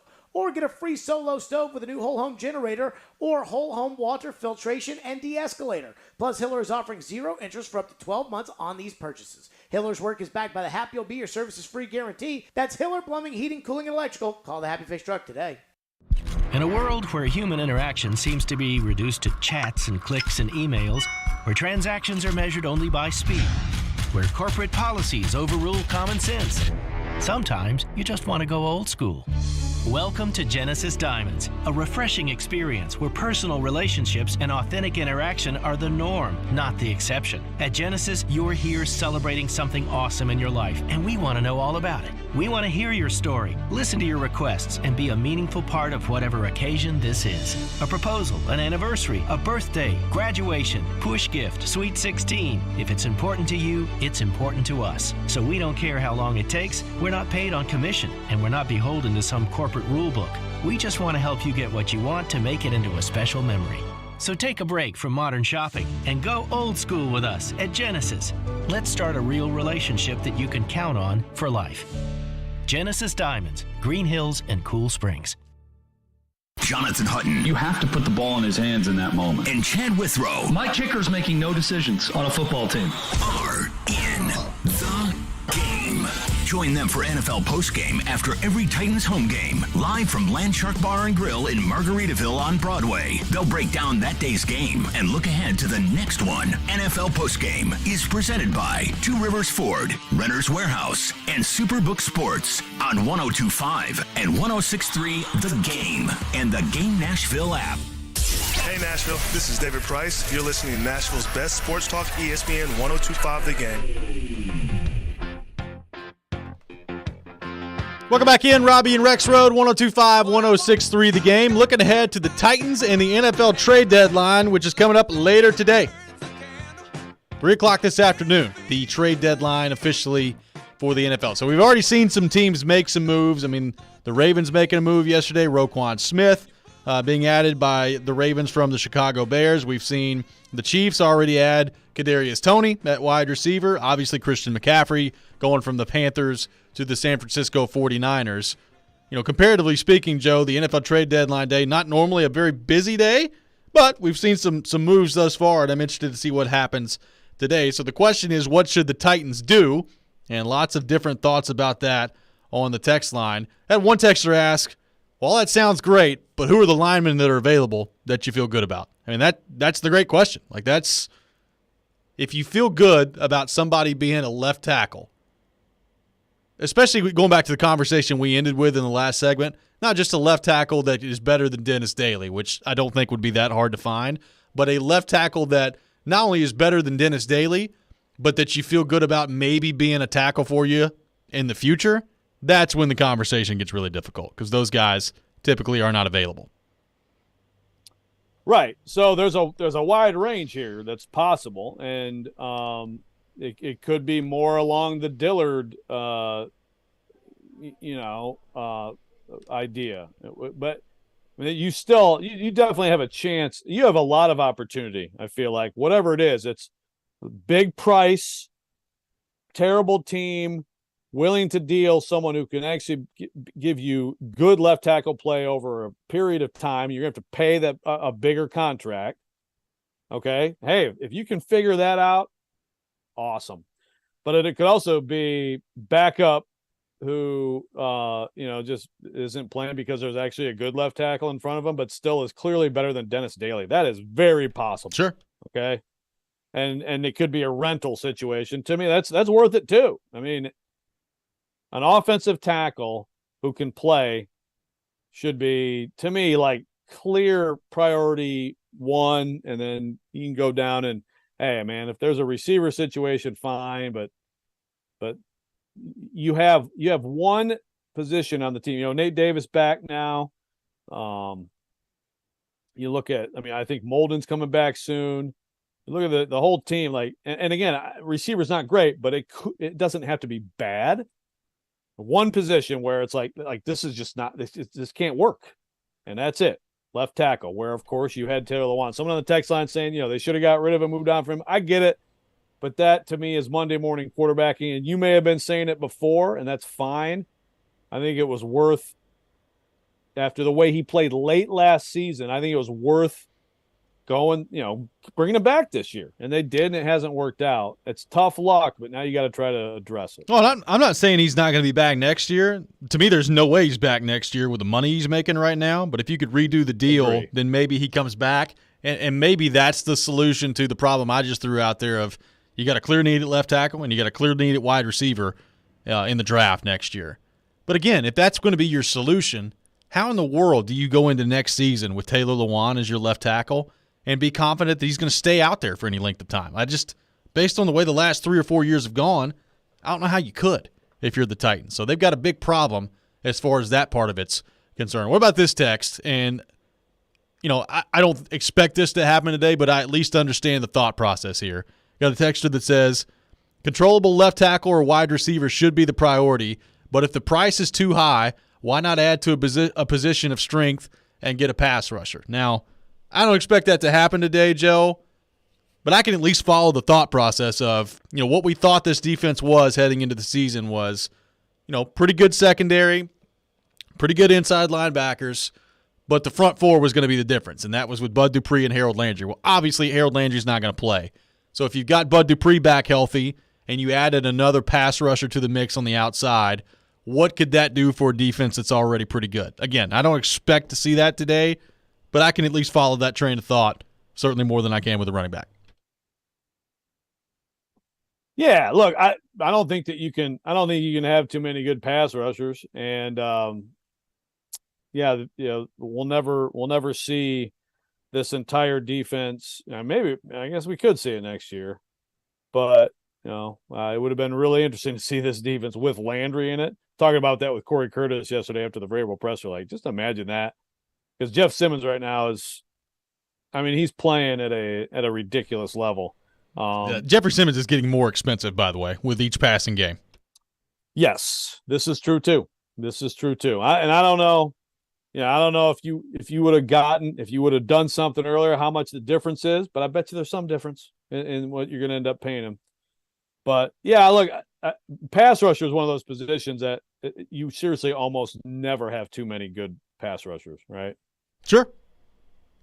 Yeah, so that's fine. It's something to look at. I mean, obviously it's not a primary position of need right now, but like you said, you could never have enough pass rushers. And look, I just talked about Taylor Lewan and not being able to rely on him staying healthy.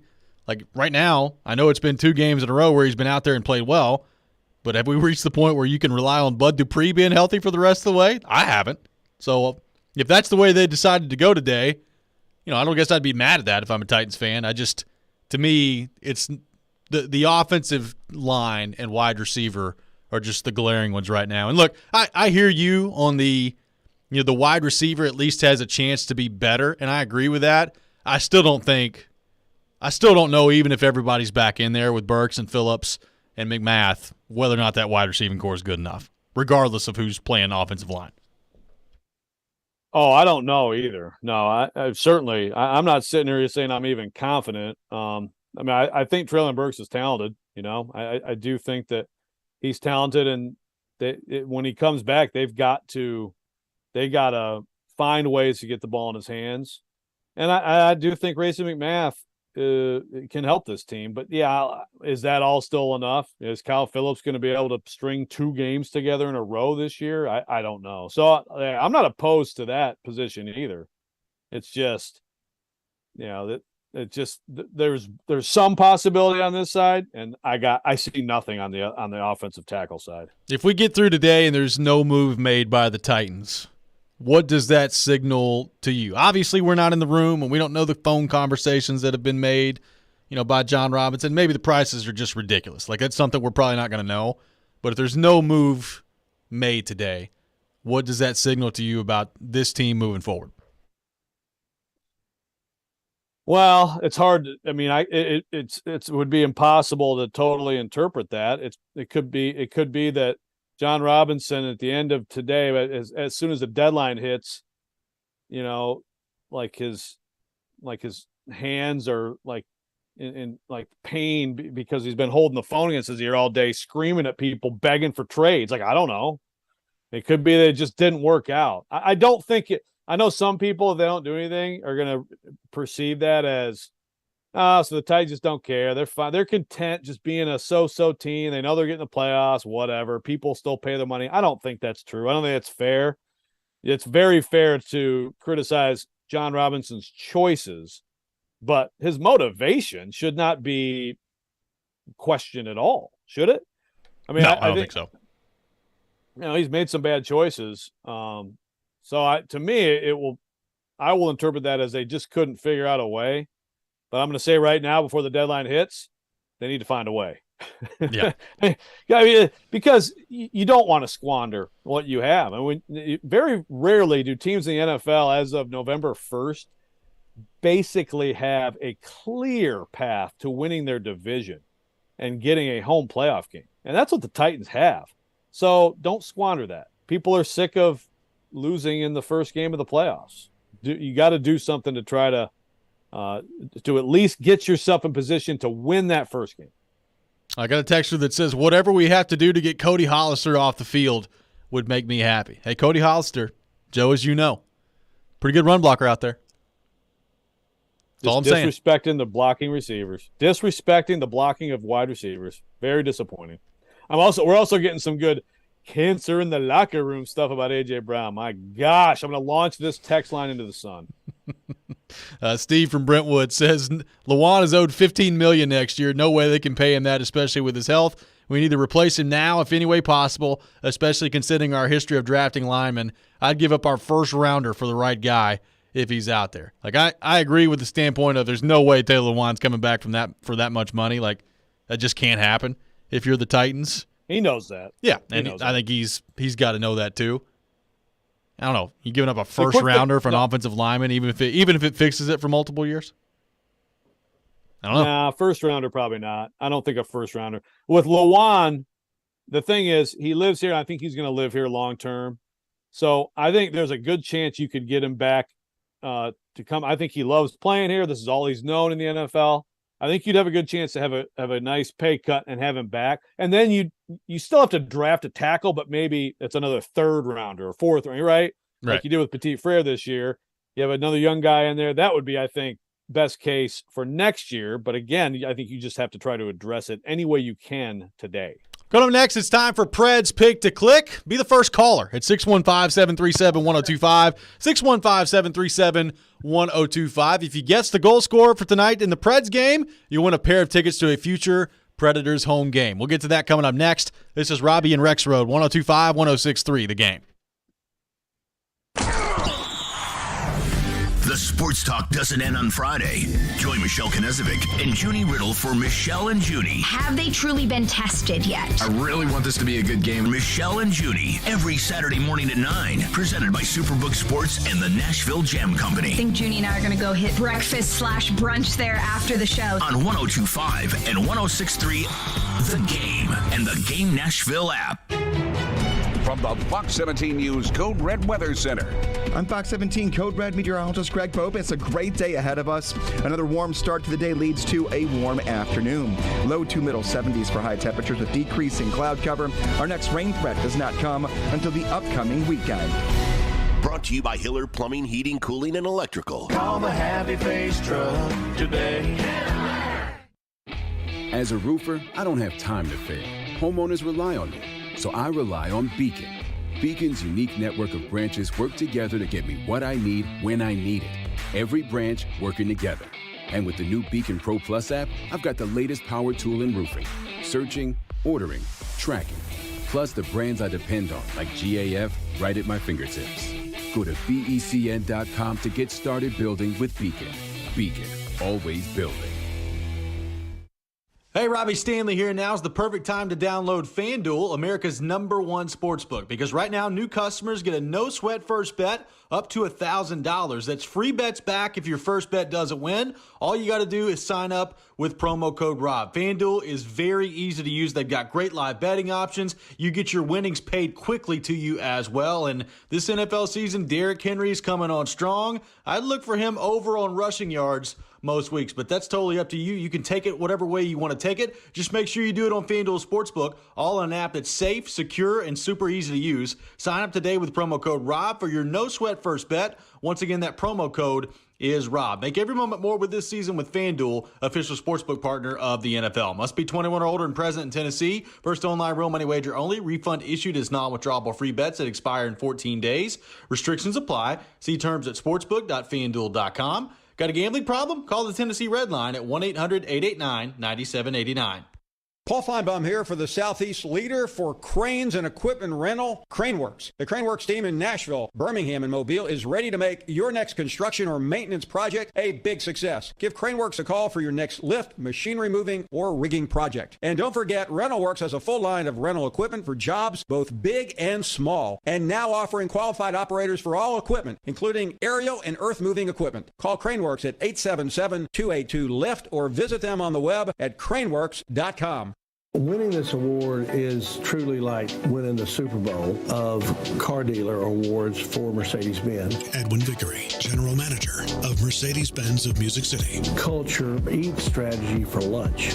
You have to hit on all cylinders to win this award. You can strategize all you want. You got to still have the right tools, and our tools are our people. Live the dream with 3-time Mercedes-Benz Best of the Best award winner, Mercedes-Benz of Music City. Go to mbofmc.com.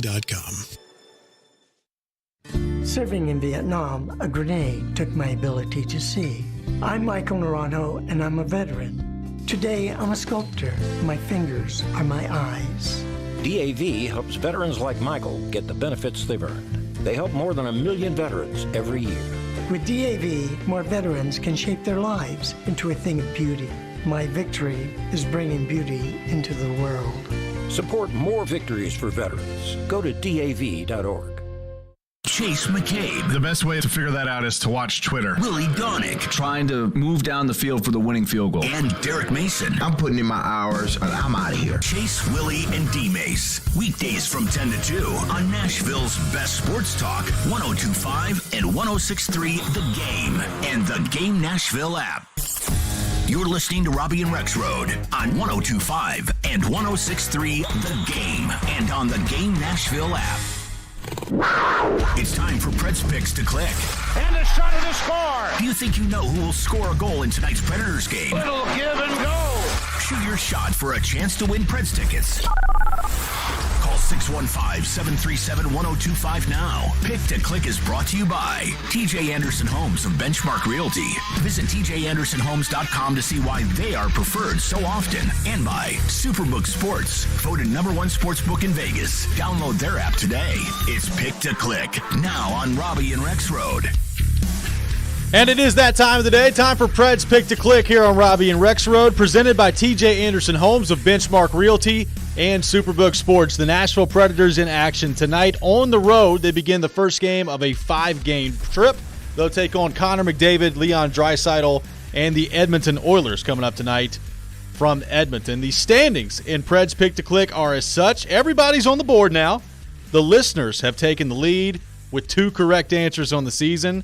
Michelle, Joe, and myself all tied with 1. So the listeners right now in the lead. With that in mind, let's go to our 102.5 The Game phone line, driven by WilsonCountyHyundai.com, and welcome in Caleb, today's participant. Caleb, thanks for calling in. Who is your pick to click tonight for the Nashville Predators? Yes, so what's up, guys? Good morning. So, Joe, I'm going to put it like this for you. So I'm knocking on the Preds' door, asking for a trick or treat. Give me Tanner Jeannot for the treat. I like it. Caleb, well done. There we go. Thanks for calling in.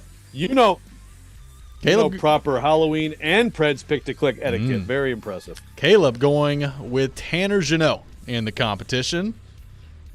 No Matt Duchene, no Philip Forsberg with the first pick. That's a rarity in this competition. And I'm up next. So I'm going to go Philip Forsberg in the competition. I see Joe's face already, just the skepticism coming in of how the competition works. This was my turn to go first. Joe, no, it wasn't. Guys, this is a conspiracy. It's just a big struggle for Rexrode. Give me Philip Forsberg. Jeannot and Forsberg off the board. Joe, you are next in the competition. No Jeannot and no Philip Forsberg available for you. Sucks when your coworkers conspire against you. It's a very empty. That's what we need to do against you with the way some of these domination. competitions are going right now, is conspire against you. You, Robby, Michelle, and the Detroit Lions all conspiring against me. That's right. I'll go Matt Duchene. Okay. Jeannot, Forsberg, and Duchene off the board. Michelle Gnezovic, your pick to click tonight for the Nashville Predators. Well, I think this is the first time that I've gone last and nobody has picked the person I want. And I went with him a lot last year, and he's been kind of hot so far this season.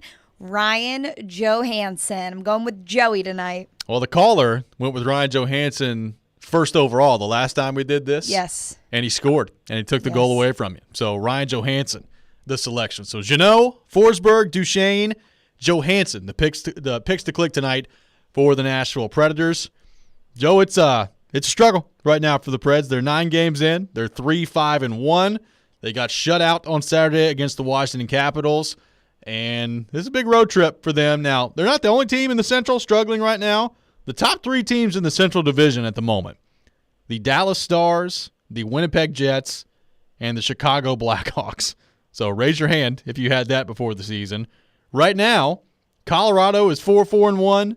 Minnesota is 4-4-1. The Predators are 3-5-1, and the Blues have lost 5 in a row, and they're 3-5-0. So a lot of these Central Division favorites that we've talked about, not very good thus far. And I think Colorado's is a little bit of maybe a Stanley Cup hangover taking place a little bit, but Minnesota, Nashville, St. Louis, and Colorado not off to the starts that we probably envisioned for them to begin the season. The Blues are so bad, they lost 6-2 to this Preds team playing the way it is. Yeah. Right now. That is true. It's a great point. It's great context that it's early and there's teams that are trying to find themselves and struggling. I still say, though, and I should have made this declaration before the season started. If at any point in November or beyond you are behind the Blackhawks in the standings, someone needs to be fired, like every day until that changes.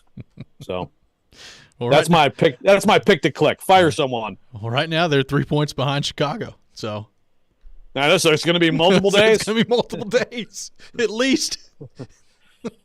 Better get going, guys. You better get rolling. Chicago plays tonight at home against the Islanders, so they could win that game too. We'll see. Hey, Arizona. At least Arizona's as bad as we thought. They're 2-5-1 so far, and they're playing in basically like Fordyce Center Antioch out there. Yeah, I mean, the Coyotes, the Sharks, the Ducks, like they are doing what they're supposed to be doing right now, you know? Well, some of these teams need to figure it out. And how about Vegas being 8-2-0 right now? Yeah, they look pretty good. Look pretty good out there. I mean, look, tonight is an interesting challenge. I mean, the Predators have struggled offensively. And I'm not saying that like it's impossible to shut down in a given game Connor McDavid and Leon Draisaitl. But the fact is, like going into a game in Edmonton, you probably got to recognize heading into that game that you're going to need to score a few goals. That is just the bottom line. Like it's Connor McDavid, it's Leon Draisaitl, especially when you put them on the power play. And as we know, the Predators are apt to putting people on the power play. You do not want those guys on the power play. They will make you pay very frequently if you do that. So this is a big test offensively for the Predators of, like, can you get something figured out? And I said this yesterday. You know, Philip Tomasino's got 5 points in 6 games down there in Milwaukee. 4 goals, 1 assist. And like I said, I've watched some of their games. I've watched them play a little bit. It's not like Philip Tomasino is out there just like totally dominating and is a man amongst boys. But the production is what it is at this point, and you're struggling to score goals. So I'm interested to see what the lineup looks like tonight. Eeli Tolvanen's been a healthy scratch the last couple of games. My guess is he finds his way back in there tonight, but we'll see on that front. But how the lineup is configured and who is in that top 6 spot, that 6th spot in the top 6, that's basically been a revolving door so far for the Predators. Interested to see what that looks like. Yeah, well, it's a great point on Tolvanen. I would expect him to be in there because, you need to try to stay out of the box against the Oilers. Preds, are going to go in there some. So to me, you've got to get your power play going in this game and obviously beyond. And that's where Tolvanen on power play too. That alone, to me, like necessitates him being in the lineup. But I'm not a coach. No, and like I said, I mean, I wouldn't be surprised, and I guess I don't necessarily expect this to happen, but I wouldn't be surprised if Tolvanen's not only back in the lineup tonight, but he's back in the top 6. Like they're searching for it right now in the top 6, and they obviously haven't found it because they keep changing things up all the time. And last couple of games they've changed it up mid-game. Like they're obviously searching for it right now in the top 6. So, I mean, I'm interested to see how they respond on that front tonight. 615-737-1025, 615-737-1025. This has been Preds Pick to Click, presented by TJ Anderson Homes of Benchmark Realty and Superbook Sports. Coming up next, we'll get back into the matchup between Tennessee and Georgia. Take your thoughts on the matchup for the Vols. How much of a chance do you give the Vols to win this game, and what does the college football playoff path for the Vols look like, regardless of how the game goes on Saturday? We'll get to all that coming up next. This is Robby and Rexrode, 102.5, 106.3, The Game. You watch The Game. 39, pocket trembling, down he goes. Hit on the play by Landry. We talk The Game. Harold Landry? Boy, you sure should pay him, right? We are The Game. Nashville's best sports talk. 102.5 and 106.3, The Game, and The Game Nashville app. ElectronicExpress.com. We make it happen. A tough November ahead. This is the Commodore Report. I'm Kevin Ingram. Vanderbilt football opens a difficult 4-game stretch to close out the regular season on Saturday, returning from an open week to host South Carolina. Game times are out for next week. Early start for the Commodores at Kentucky, 11 a.m. Central Time on the SEC Network. We're less than a week out from opening night for Vanderbilt basketball. And in what's being called the year of the big man in college hoops, the Commodores have plenty of talent on the front line, including returning big guys Quentin Malora-Brown and Liam Robbins, plus some talented freshmen freshman. Robin says he and Q work well with different skills. It kind of makes my job easier per se because, I know what to do, but if I pop, he knows exactly where to go, or if I roll, he knows where to go on the pop. Robin's returned from injury for the final 15 games of last season, recording 30 blocks while averaging 6 points and 4 rebounds. It's match day for Vanderbilt soccer in the SEC tournament in Pensacola, facing Arkansas. The Commodores will head into the tourney with 4 players having earned all conference honors, including Reagan Kelly, Maya Antoine, Ella Schamberger, and Hannah McLaughlin, who was named to the SEC's all-freshman team. The veteran Kelly says they knew that group of talented first-year players could contribute right away. The freshmen came in with a lot of confidence, and that was really refreshing to see. So I think having them be told where to go and just doing it and knowing what they do best, that really helps the older players also have confidence. Kelly is first-team all-conference for the second straight year, ranks in the top 5 in the SEC in goals, assists, and points. 7:30 start tonight. That is the Commodore Report on 102.5 The Game and 94.9 The Fan. In today's economy, employers and employees should be working together to create safe, good-paying jobs with no unnecessary government overreach. Right to work does not belong in the state constitution. Tennesseans, this voting season, vote no on Amendment 1. Visit TennesseeWorkersAlliance.org, paid for by the Nashville Building Trades. Finding great candidates to hire can be like, trying to find a needle in a haystack. Sure, you can post your job to some job board, but then all you can do is hope the right person comes along, which is why you should try ZipRecruiter for free at ZipRecruiter.com/radio. ZipRecruiter doesn't depend on candidates finding you. It finds them for you. Its powerful technology identifies people with the right experience and actively invites them to apply to your job. You get qualified candidates fast. So while other companies might deliver a lot of hay, ZipRecruiter finds you what you're looking for. The needle in the haystack. See why 4 out of 5 employers who post a job on ZipRecruiter get a quality candidate within the first day. ZipRecruiter, the smartest way to hire. And right now, you can try ZipRecruiter for free. That's right, free at ZipRecruiter.com/radio. That's ZipRecruiter.com/radio. ZipRecruiter.com/radio. From the Hillside Medical Game Studios, WPRT-FM Pegram, WPUC HD2 Laverne, Nashville's exclusive home for the Nashville Predators. 102.5 and 106.3. Terang, it's a high fly ball. We got pass rushers. Awesome game set. Checkered flag in the air. The Game. A Cromwell Media Station. Mixing sports and a little bit of fun. This is fun! On your morning drive. This is Robby and Rexrode. With Robby Stanley and Joe Rexrode on Nashville's best sports talk. 102.5 and 106.3 The Game. And on the Game Nashville app. Ladies and gentlemen, it's showtime. Final hour, Robby and Rexrode, 102.5, 106.3 The Game. Robby Stanley, Joe Rexrode, Michelle Knezovic here with you on this Tuesday morning in Nashville, Tennessee. It's NFL trade deadline day. The Vols taking on the Bulldogs coming up this weekend. We got a busy week here on the program. Taking your thoughts through all of it, 615-737-1025, 615-737-1025. Joe, real quickly, before we get into Tennessee and Georgia coming up this weekend, there's been some buzz overnight in the NFL about Nyheim Hines and his future with the Colts, and Zach Kiefer of The Athletic putting it out there about 40 minutes ago, basically saying that, hearing that basically Nyheim Hines is going to be traded today.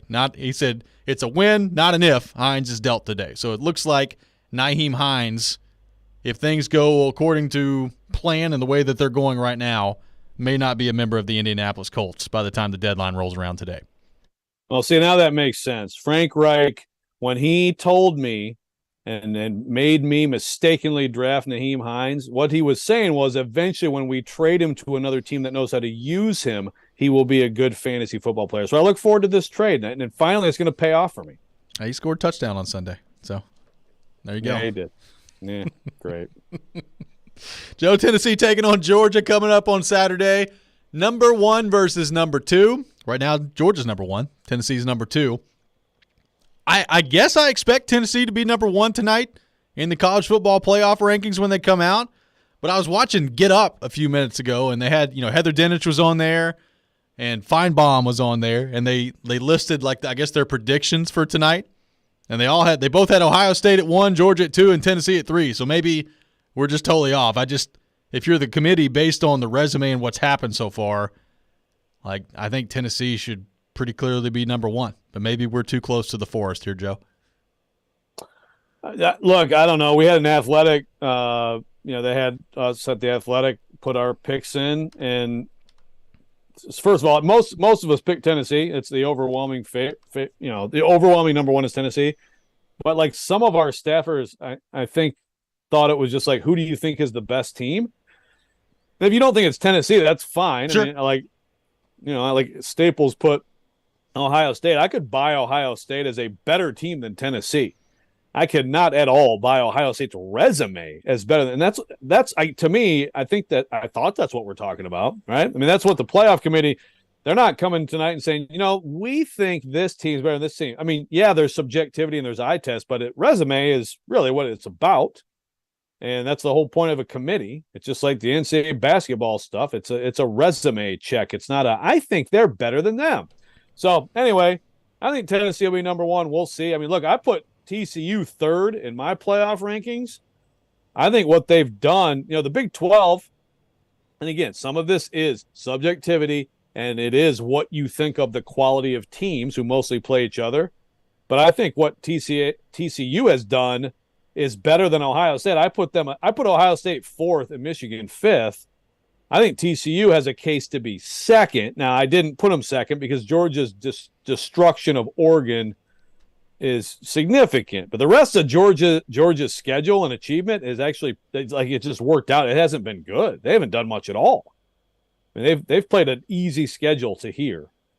Tennessee's played a much tougher schedule and has done much more. I'll be shocked if Tennessee's not number one tonight. Well, the good news is either way, your Tennessee wins Saturday, they'll be number one. I can promise you that. They go on the road, right, and they beat Georgia. Whoever wins is number one. Yeah. So I mean, look, this is all eventually going to take care of itself, but Tennessee is in the conversation as you head into this weekend in terms of college football playoff rankings and where that looks. So you're going on the road.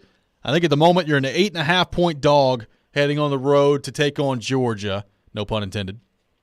What do you make of this matchup? What are your first impressions of the matchup? And, Tennessee's electrifying offense. Georgia's got a really good defense. Georgia also has a really good offense, and Tennessee's defense, I think, is improved and obviously played very well against Kentucky in the last game. So what do you make of this matchup for the Vols as they get set to go on the road for only the third time this season coming up on Saturday? Well, one thing I make of it is I just can't wait. I mean, this is as much as this is an amazing season for Tennessee and its fans, also, being able to cover these games has been a very spoiled situation. I mean, it's like game after game that is just fascinating. And although I thought last week I was going to see a good game and that didn't happen, but Joe, I'm come sure. on. Oh, hey, look. We know you already had the article written that Kentucky was going to win, and you had to scramble last minute and fix it all. There's no last minute. You can scramble after the second drive of the game. No, my lead was there's a new Heisman leader, folks, and he likes to put mayonnaise in his coffee, and that never saw the light of day. It's very sad. Yeah. He eats bananas with the peel. But we're going to see a good game Saturday. We are going to see a good game Saturday, a great game, hopefully. And the main event, of course, is Tennessee's offense against Georgia's defense. That's going to be fascinating, but Georgia has the second best offense in the country, by the way. Total yards. Now, do I actually think they are the second best offense? Like, I still would take Alabama's offense with Gibbs and with Young, and I would take that offense over Georgia's, okay? But total offense, for Georgia is number two. And it's very good. And Bennett has been very good this year, other than in the Missouri game. I mean, he had a little dip during the season. But he's been very good. I think a huge key to this game is, can Georgia run the football productively and consistently? I thought early last game that Kentucky might have a nice night on the ground. Tennessee closed up that space quickly. And they're good up front, man. But this is a very good Georgia offensive line. They got pros on their offensive line. They got pros running the ball. And so can Georgia just run at will and then play action, just pick the balls apart? Maybe. And if that's the case, I think we're talking about just an absolute shootout. But I'm not convinced of that. I think the one thing about Tennessee that is underrated is the talent and the performance up front on defense. Yeah, those guys have played really well. Now, this, to me, is probably going to be their biggest test. And I think Georgia's got a really good offensive line. And can you win on a consistent basis against that offensive line? I mean, the offensive line, the battle at the line of scrimmage, to me, is very interesting from a couple of different perspectives. Like, can Tennessee be disruptive on a consistent basis against that front? And then on the other side, we've talked about it. Georgia's defense is really good, and this is probably the best defense overall that Tennessee will have seen to this point. Georgia also has not been able to get after the quarterback. They're dead last in the SEC at sacking the quarterback. And I realize, there's a difference between affecting the quarterback and sacking the quarterback. But with that talent, that recruiting, I never expect to see Georgia ranked dead last in the SEC in sacks. And it's not like, look, they're up a lot in these games. People are throwing the ball a lot against Georgia because they're trailing, and you're having to come back. You've got ample opportunity to sack the quarterback, and Georgia just hasn't been able to do it. Tennessee's offensive line has been very good most of the year. So the battle at the line of scrimmage, I think conventional wisdom would say Georgia has the edge just based on the talent and the depth that they have there. But I don't know. I think it's going to be really interesting to watch how Tennessee handles that. It's not – that part of it is, to me, way different than the Georgia defense from a year ago. The front seven, the line of scrimmage, it's just way different. I still think Georgia's got a really good secondary. This is, I think, clearly the best secondary that Tennessee's going to go up against. But the front part of that, of the line of scrimmage, that's how Georgia, I think, really shut them down last year. I mean, look, they had first-rounders throughout the defense. But can Tennessee's offensive line protect Hendon Hooker and give him time to throw? Because if they can, if Hendon Hooker's just sitting back there all day, I don't really care how good your secondary is. Jalen Hyatt, Cedric Tillman, and Brew McCoy are going to be open at some point. No doubt. Look, I mean, that's one of the most dominant defenses and defensive fronts I've ever seen in college football last year. So, first of all, tip of the cap to Georgia for being in this situation where they're going to be number 1 or number 2 going into this game in November, right?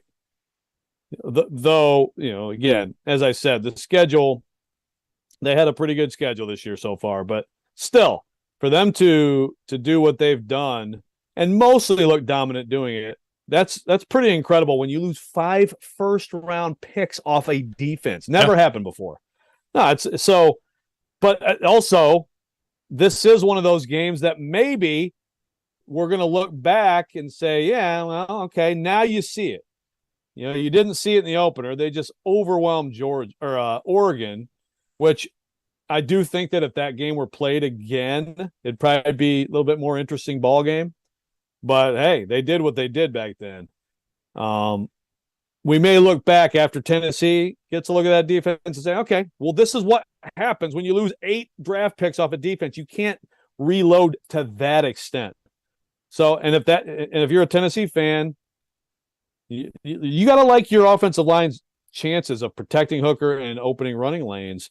And last year, they got flat out beat. They got beat up front. They got beat on the outside by pros out there too. Just an incredible defense. It's not the same thing. It's still probably the best. Well, I'll say it is definitely the best chance to slow this offense down that we've seen yet this season. Especially when you factor in it's on the road. I think that's right. That's a big part of it too. 615-737-1025. 615-737-1025. We'll take your thoughts on Tennessee and Georgia.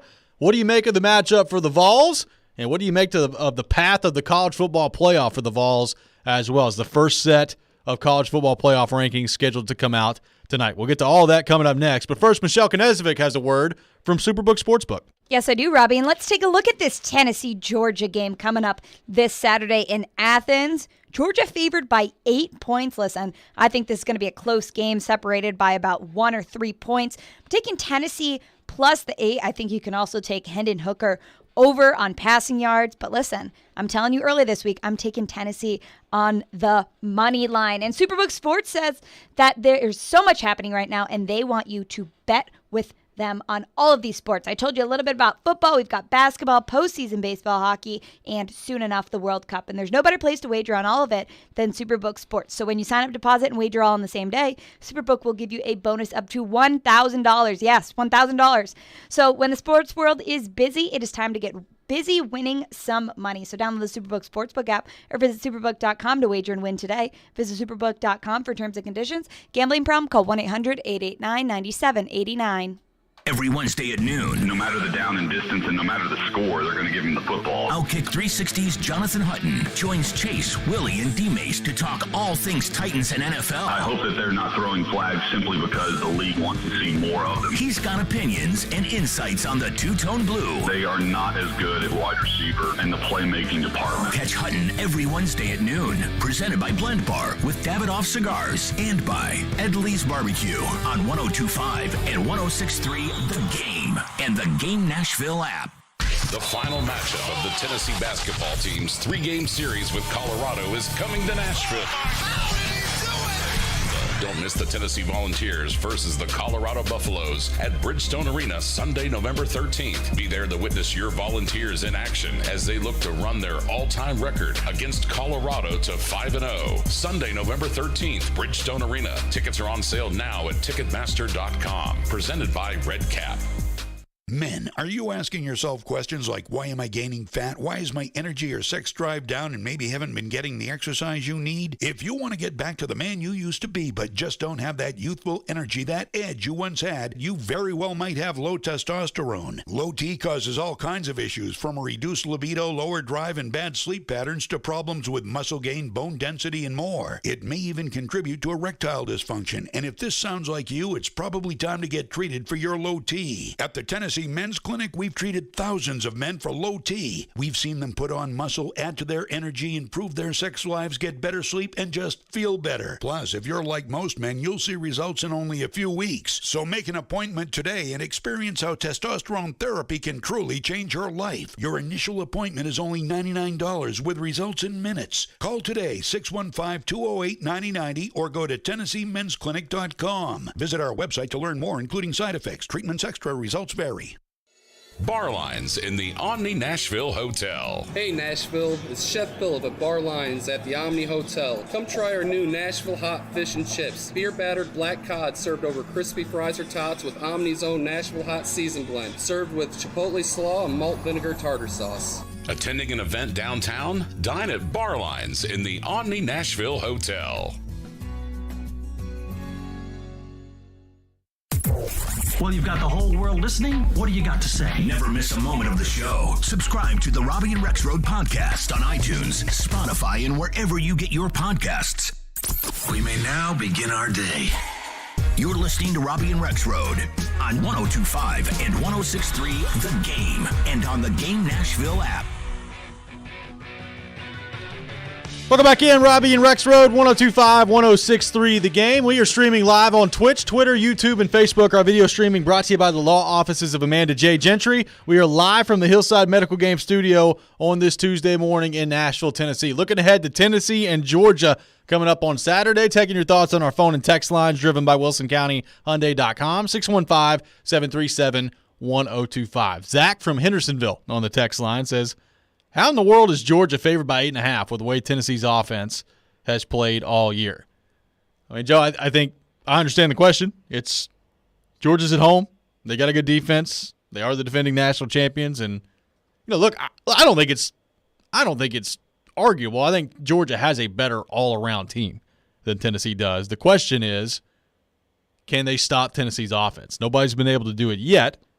That's the question in this game. If they can't, then Tennessee's going to be right there with a chance to win in the fourth quarter, maybe a lead in the fourth quarter.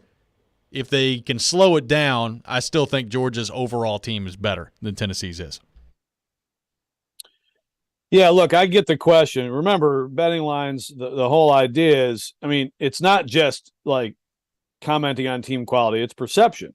Right. You're trying to get betting on both sides. So, when you lay it out the way you did, defending national champions, undefeated, been number one all year, the perception is that, they should be pretty significant favorites in this game. Like if I was setting this line based on their achievement and just purely on like what I would set it at, it would be more like Georgia by 3.5.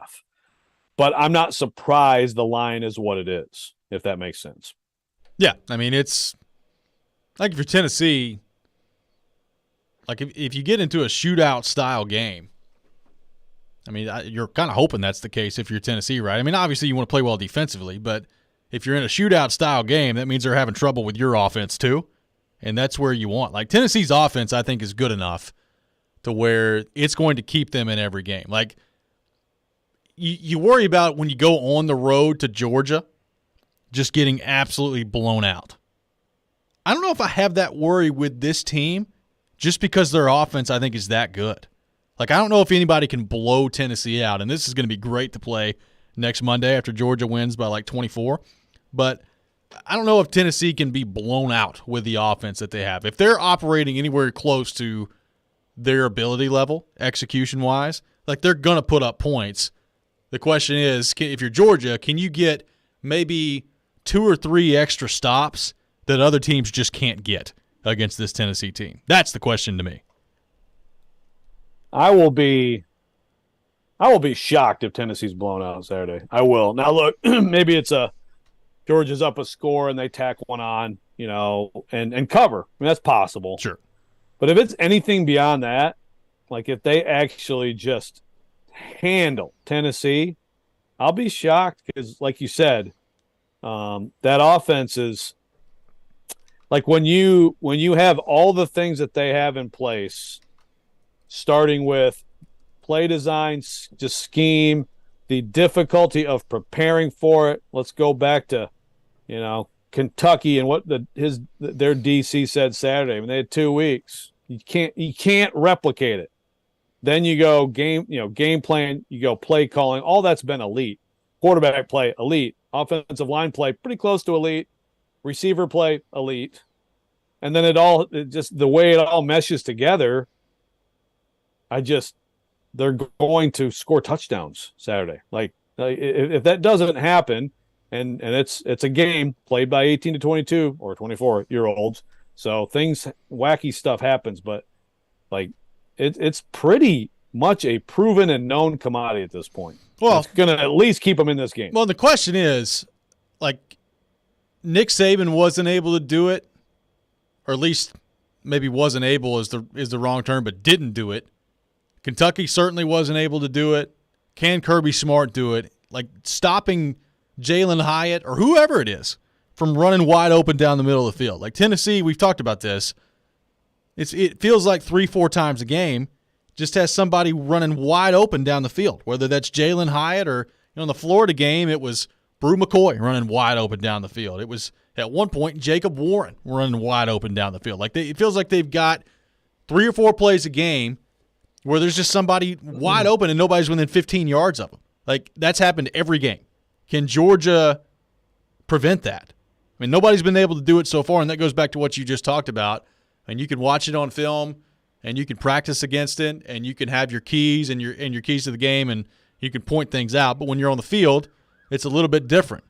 Georgia, for the most part, did that last year, although Tennessee did get off to a good start offensively in that game, and then they got totally shut down after that. Can this Georgia defense, with this receiving core, which I think is clearly better than it was a year ago for Tennessee, can they slow them down and can they prevent them from just being wide open? Nobody's been able to do it yet. Right. And look, I'll say going into the year, if you ask me, okay, Tennessee's offense against Alabama and against Georgia, which is the tougher matchup? I would have said Alabama on paper, but I thought Alabama's defense was going to be better than it is. But I also never would have guessed that like Darnell Wright would just completely silence Will Anderson, right? Yeah. I mean, this football is still its matchups, trying to find them on offense and trying to find them on defense. And the matchups are just so much better individually this year than a year ago. Tennessee against Georgia. So the thing is, the more I think about it, it's like, why are they going to do any better than Alabama? But the one thing is, I think can you at least get to the point of your Georgia where, okay, you're singled up, and that's a tenuous position to be in, but can you at least be in a position where people are covering who they're supposed to cover, and you have a fighting chance on the deep shots? Right. Because that's the amazing thing. It's scheming people open. I think tempo is part of it sometimes. And that's just defensive mistakes, just huge gaffes that Tennessee, you have to give Tennessee credit for forcing them. I do think, and so I talked to a friend of the show, Pat Narduzzi, yesterday, as a matter of fact, for a story about this. And, one thing he said, and we talked about this before too, but what Tennessee does fits what Pittsburgh wants to do on defense anyway. So they're comfortable. Now, look, they still got beat deep, right? Yeah. But they didn't have like dudes just, oh my God, you were supposed to cover him. Like they knew what they were doing. They just got beat sometimes. And Tennessee actually left some TDs on the field, certainly last year and this year too, right? But at least like you have guys covering who they're supposed to cover. And I think Georgia will do that. Like I think Georgia would be a win for Georgia. Don't have the absolute streaking all alone receiver down the field. Can you do that? I think that there's a good chance they will. And then at least it's like, okay, go fight Cedric Tillman for the ball in the end zone or whatever. I mean, that's a step forward for anybody trying to defend Tennessee that no one's been able to take. So what does this game mean for the college football playoff picture in terms of, obviously the winner of this game is probably going to Atlanta. They're probably going to represent the SEC East in the SEC title game. The loser of the game, I think, has a great chance to finish the season 11-1 and be not in the SEC title game, but you've got one loss on the season, and that loss is to what is probably going to be a 12-0 team heading into the SEC title game the week after that. So whether it's Tennessee winning or whether it's Georgia winning, what does this game mean for the college football playoff, particularly for the loser of it? Well, if Georgia loses, they're in some trouble. I mean, there's a huge difference between Georgia and Tennessee here because Georgia doesn't have the win over Alabama. Now, Georgia does have the win over Oregon, and that's good. It's very good. That's not as good a win. I've seen some people say that's the best win. That's not a better win than beating Alabama. I don't believe it's not, that. But they also won the game 49-3, which is going to factor in, I think. Yeah, it will. And obviously some of this also is like, okay, is Alabama going to go beat LSU? Is that win going to perpetuate itself and be as great as it looks right now? Things like that. But I still think, Tennessee, of the two teams here, I think Tennessee would still have the better chance of getting in as a one-loss non-division champion than Georgia. Although, what is the rest of Georgia's schedule? They have anything left that they can actually impress anybody with? I'm sure they got Georgia Tech at some point. Yeah, they got the Yellow Jackets. They actually kind of got a light SEC schedule. They have Mississippi State, Kentucky, and Georgia Tech after Tennessee. That's it. And Kentucky could have been, but that diminishes in value too. It's still not bad. I mean, the loser still has an absolute chance to get in, but then you do need some help. I think that one-loss team not playing in Atlanta is going to have a reason to watch the selection show, as we've been talking about. And it comes down to, look, you need TCU to take an L. That Michigan, Ohio State, one of them is going to take an L. And that would leave Clemson. You certainly could use Clemson to take an L. If that happens, if Clemson and TCU both lose, then I think the loser of this game will make the college football playoff. If one of them is undefeated, you'd be talking about, that team. You'd be talking about the winner of Ohio State, Michigan, and you'd be talking about, the two teams that play in the SEC championship game, right? Yeah, it'd be very interesting still, but I think if both of those teams lose, and I think it's a tougher ask with Clemson, then you're in really good shape. The winner of this game, I think you'd have to be annihilated in embarrassing fashion in Atlanta and a lot of other stuff to go against you to not be in, you're almost locking yourself in when you win Saturday, whichever one of these teams does. Joe, we've got Chris Mason coming up here in just a few minutes. Get his thoughts on the Preds as they take on the Oilers tonight. Real quickly, some breaking news in the NFL front. According to multiple reports, the Indianapolis Colts have fired their offensive coordinator, Marcus Brady. So offensive coordinator in Indy is out, and it also sounds like Nyheim Hines may be traded by the end of today. So some changes happening and some changes potentially on the horizon for the Indianapolis Colts. Wow. So Frank Wright, it's fire OC too, okay? Trade Hines, switch to Ellinger, fire OC, and you still may be fired at the end of the year. May still happen. 615-737-1025. Coming up next, we'll be joined by Chris Mason. We'll get his thoughts on the Preds as they take on the Edmonton Oilers tonight in Western Canada. That's next. This is Robby and Rexrode, 102.5, 106.3, The Game. This is Mikhail Kralland, and this is Nashville. The rebound shoveled in by Mikhail Kralland, and the Predators have tied it up on the power play. This is the flagship of the Nashville Predators Radio Network. ESPN 1025, The Game. Attention sportsmen. This November 8th, hunting is on the ballot. The Biden administration continues to close millions of acres of public land to hunting, and now D.C. liberals are banning common ammunition.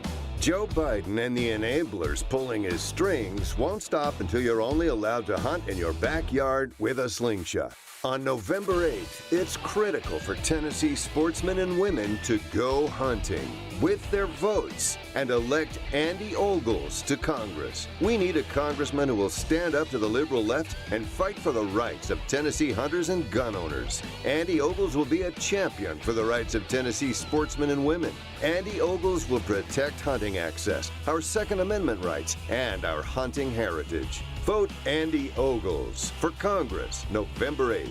Hunter Action Fund paid for and is responsible for the content of this advertising. Not authorized by any candidate or candidates committee. 4800 Westgate Pass Road, Tucson, Arizona, 85745. Hey, it's Eddie George. You know we all have crazy busy lives and don't take time to research car insurance, right? Well, you don't have to. Xander Insurance does all the work for you. Their system shops over 15 top companies to find you the best rates, and they keep shopping every year. Their clients have saved an average of $600. That's why I'm a client. Xander gives me more options. More options means more savings. Get free quotes at XanderInsurance.com or call 800-356-1780. When I came to Genesis, I was completely shocked and surprised. That's Tara Michelle, but like so many of her customers, she's made the switch to Genesis. Now working at Genesis, I'm able to offer my customers more inventory, more selection, better pricing, better warranties and guarantees. And Tara loves that now she's got access to the top designers and all the latest ring styles, over 4,000 choices. The picture that she's captured on Instagram, they show me that picture. I don't have just one option for them. I have plenty, and we're going to hit it out of the park every single time. I'm not only getting the customers exactly what they want style-wise, but the price is going to be unbeatable, without a doubt, hands down. And unlike the other stores, Tara's not working on commission at Genesis, so less stress for everyone. I'm not putting pressure on the customer to purchase because no one's putting pressure on me to sell. I have the freedom to make it a personal experience for them. Genesis Diamonds, Green Hills and Cool Springs.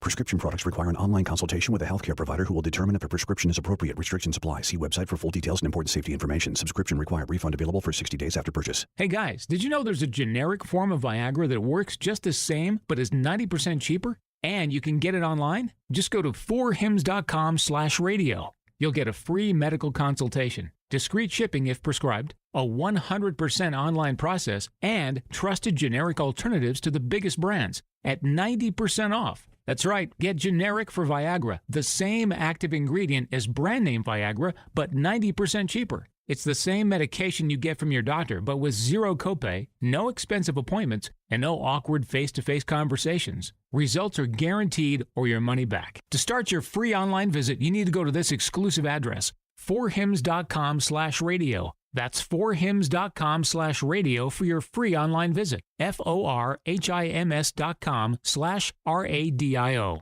Coming up on the Tuesday edition of Chase, Willie, and D-Mace, we'll talk to Predators General Manager David Poyle at 11:15, plus our weekly visit with NFL analyst from ESPN, Tim Hasselbeck, at noon.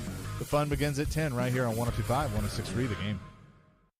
Hey, Nashville, this is Vanderbilt head coach Jerry Stackhouse. You're listening to Nashville's best sports talk, ESPN 102.5 The Game. Yo, VIP. Let's kick it. Welcome back in, Robby and Rexrode, 102.5, 106.3 The Game. Robbie Stanley, Joe Rexrode, Michelle Knezovic here with you on this Tuesday morning. And we go to our 102.5 The Game phone line, driven by WilsonCountyHyundai.com. And welcome in our good friend Chris Mason, brought to you by Coleman Tractor, Middle Tennessee's leading Kubota dealer. C-Mace, good morning. How are we doing?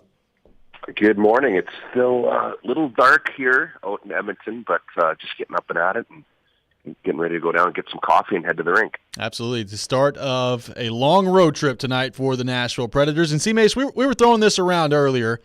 I think it's pretty clear that John Hines and the coaching staff are still kind of searching for it as it relates to that sixth member of the top six. And we've seen Cody Glass up there. We've seen Eli Tolvanen up there. A bunch of different guys have been up there. I guess what have you noticed from that kind of rotation so far? And secondly, early in the season, trying to figure that out, what do you think that balance is like as a coach of, leaving a guy in there long enough to get a good look, but also if you feel like it's not working, making a change and trying something else? How's that going for the Predators so far, do you think? Well, it's been tough because I feel like, certain guys they've tried there, obviously Kiefer Sherwood got the first, crack up there, and I thought he played well. But it's the sustainability. It's just, they can't, like you said, they can't find someone to go up there and play well game in and game out and really find a line that really clicks. So it's been tough. I feel before the season started, I thought that was a spot that, we thought Tolvanen, Tomasino maybe, but they didn't really have anybody that I would, think that's made for that top six spot yet. And nobody's really stepped up and, taken the bull by the horns in that regard. So, it's forced a lot of line juggling, and, it didn't help that, that nobody was playing well. Even the top line wasn't scoring. So that really put some extra emphasis on that spot as well. And, they moved Johansson with Duchesne and Forsberg and try to change it up that way. And it just hasn't translated into pucks in the back of the net, and they desperately need it. Well, and to that point, C-May, so I know it's early, and I don't know if there's a predetermined, time period or whatever it is, but Tomasino is doing well in Milwaukee. How would you view what he's done so far, what the Preds have struggled to find so far, and how that might link up here soon? Do you feel like it makes sense to bring him back up soon? Well, I think it's definitely an option. And again, we had that discussion before. I think it's great that he's going down there.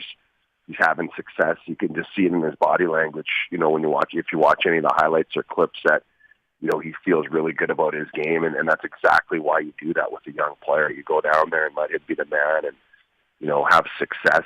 And then when the time is right, if you do need him, up here, and I'm sure, there's lots of conversations. I know they keep tabs with Milwaukee, and they talk every single day, keeping up on, what's going on down there. And it's a possibility. There's no question about it. But then you're going to have to, make a roster move up here, and someone's going to have to get put on waivers. So I'm not sure if they're ready to do that with anybody up here quite yet, but it's possible. I mean, he's played a lot of games. He played well here last year at certain points, but it's, I guess it just gets to, is it at the point right now where it, like you said, it's early and there's some sort of desperation setting in where you got to find, you've tried a few different options, they're not working, and, you have to find a way to spark, that top six or one of those lines. You bring a guy like Tomasino who's got that skill set, maybe as much or more than anyone that's going up there right now in terms of, his ceiling for creating offense and that type of a player. I'm sure at some point that, we're going to see Tomasino, whether it's now or down the road, who knows. Chris Mason on with us here on Robby and Rexrode. So C-Mace, I thought, up until the last couple of games, there was probably another level that UC Saros needed to get to. I thought against St. Louis he was really good. I thought he's really good again against Washington on Saturday. What do you make of kind of his progress to this point, coming off the injury to get back to his top form? And do you feel like the last couple of games may be a good sign for UC Saros moving forward? Yeah, absolutely. I feel exactly the same. I think that, for whatever reason, he's always kind of been a perennial slow starter the first 5 or 6 games, or not like they're bad or anything, but just not at the level that, we are accustomed to seeing him, mid-season or going down the stretch. But the last 2 games, he was absolutely lights out. I mean, that Washington, I know they didn't score any goals. It's a travesty that they ruined that performance. It could have been about 4 or 5-0 in the first period, I feel, with the scoring chances they gave up, and Juice was just out of his mind. So it's good to see him. It's the power play has got to click in and start contributing. If that's even going at league average, in this season so far, they probably have 2 more wins in the win column, and it's a whole different story. But that's not the case. So they're going in a situation too against Edmonton, playing one of the top power plays. It's going to be, you got to stay out of the box, and you're going to have to win the special teams battle, and you're going to need a performance like that from Saros again. It's a tough trip coming out west here, so, and it doesn't get any easier where they're starting. So in front of Saros, there's obviously been some movement and shelving as well. CMAs, what do you, in terms of the Ekholm McDonough long-term outlook, do you feel like ultimately that's going to reunite, or should it, or do you feel like it's just open mind right now and just see what works best with these combinations? Yeah, I don't know. There's no saying that you can't go back to it. I don't know if, necessarily you get, it's not like Ekholm was bad on the offside, but I just don't think you get his best game over there. So I'm not sure if, down the road, maybe there's a possibility. I think the way that Yossi plays, I think he would be, a guy that might be worth trying over there, just because of the way he handles the puck, the way that he skates, and the way that he kind of roves all over the ice anyway. So I'm not sure. I think right now you've got a good, good veteran on every line, and and you got the younger players matched up with one of the veteran guys. I kind of like how it is now, but again, you're going to start needing some offense from our D-man as well. They're getting the shot attempts, so they're getting the puck to the net. The biggest issue for me is the way the team in general is defending. And I don't think it has anything to do with the combinations. That's more of the puck decisions, and just getting a little out of sync at times. And not, John Hines used to use the word connected, when they were playing well, or if they weren't playing well, there needs to be more connectivity, and that's how I feel right now. So, starting off of this road trip, if I'm the Preds, I'm focusing on defense. And that's the one to me. If they play well defense, they give themselves a chance to win every single game. And right now, they're not really giving themselves a chance. So hopefully, you go on the road, you tend to simplify things, and it's a big road trip. So I'm hoping that there's a lot of focus on playing better defensively and a lot better in juice. And it's funny how when you do that, the offense starts to come as well. CMA's a high of 37 degrees Fahrenheit in Edmonton today. That's a heat wave up there, especially considering when you could be there in January. So enjoy the city today. I'm sure you'll be out and about. Oh, yeah, definitely. Thanks, guys. That's Chris Mason, our guest here on Robby and Rexrode. Does a great job as Predators TV analyst. Preds taking on the Edmonton Oilers tonight on the road. Connor McDavid and Leon Draisaitl. Going to be interesting to see if the Predators can stay out of the box tonight. That is a power play that you do not want to put out there with any sort of regularity. Pre-game at 7 o'clock here on 102.5, 106.3 The Game. Puck drop around 8 o'clock tonight between the Preds and the Oilers. We got more of your thoughts to get to on our text line driven by WilsonCountyHyundai.com. Some news in the NFL and some news on the Tennessee-Georgia front that could directly affect this matchup on Saturday also. We'll get to that coming up next. This is Robby and Rexrode, 102.5, 106.3 The Game. From the Fox 17 News Code Red Weather Center. I'm Fox 17 Code Red meteorologist Greg Pope. It's a great day ahead of us. Another warm start to the day leads to a warm afternoon. Low to middle 70s for high temperatures with decreasing cloud cover. Our next rain threat does not come until the upcoming weekend. Brought to you by Hiller Plumbing, Heating, Cooling, and Electrical. Call the Happy Face Truck today. Black Friday deals are here earlier than ever at Electronic Express. Come into our convenient locations for great deals on all of your favorite brands like Samsung, GE, Microsoft, Cuisinart, and more. Electronic Express has huge savings in every department: computers, appliances, 4K TVs, housewares, furniture, mattresses, and more. Save up to 40% with up to 36 months free financing. Shop in-store or online at electronicexpress.com and get free express delivery on most items. Electronic Express. We make it happen. Hey, it's Hutton. Guys, do you need an annual health exam? I recommend going to Low T Center to get your complete health assessment. They will check all of your levels, not just your T level. In most cases, it's completely covered by your health insurance. And if you don't have insurance, it's less than $100 for a full lab panel and an office visit with their medical provider to give you a complete health assessment. Low T Center specializes in men's health, making it quick and easy, even verifying your insurance. Go to lowtcenter.com now to book online. Low T Center, reinventing men's healthcare. Yo, Pablo Torre here, host of the ESPN Daily Podcast.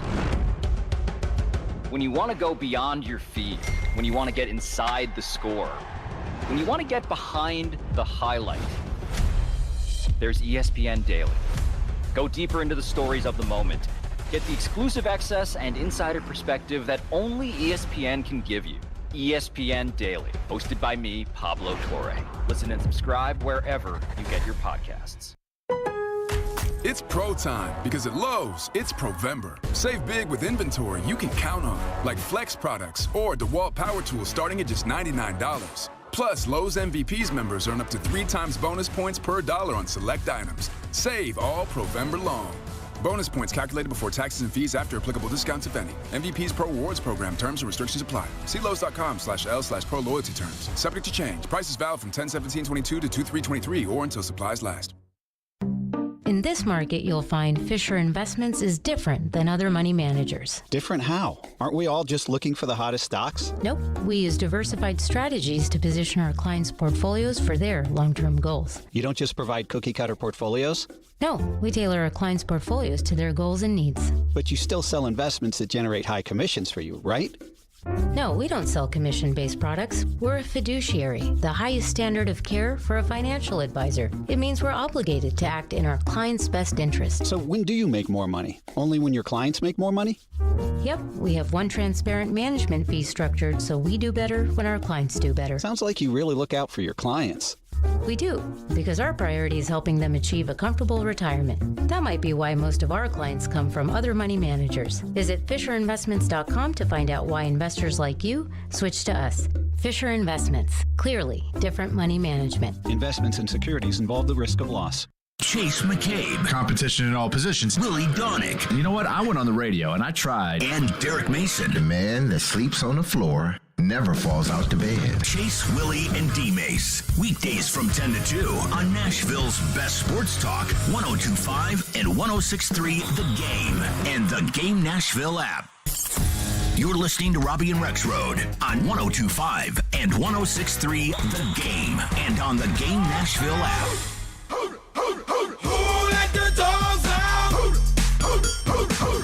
Welcome back in, Robby and Rexrode, 102.5, 106.3 The Game. Robbie Stanley, Joe Rexrode, Michelle Knezovic here with you on this Tuesday morning. Thanks to Chris Mason for joining us in the last segment. Preds taking on the Edmonton Oilers coming up tonight. Right now, taking your thoughts on the Vols and the Titans on our text line, driven by WilsonCountyHyundai.com, 615-737-1025. Joe, some news on the NFL front. We talked about it. The Colts getting rid of their offensive coordinator, and I have to – Michelle was talking about this, and it is incredible. Like, Jim Irsay has tweeted about it. So the Colts relieve Marcus Brady as the offensive coordinator.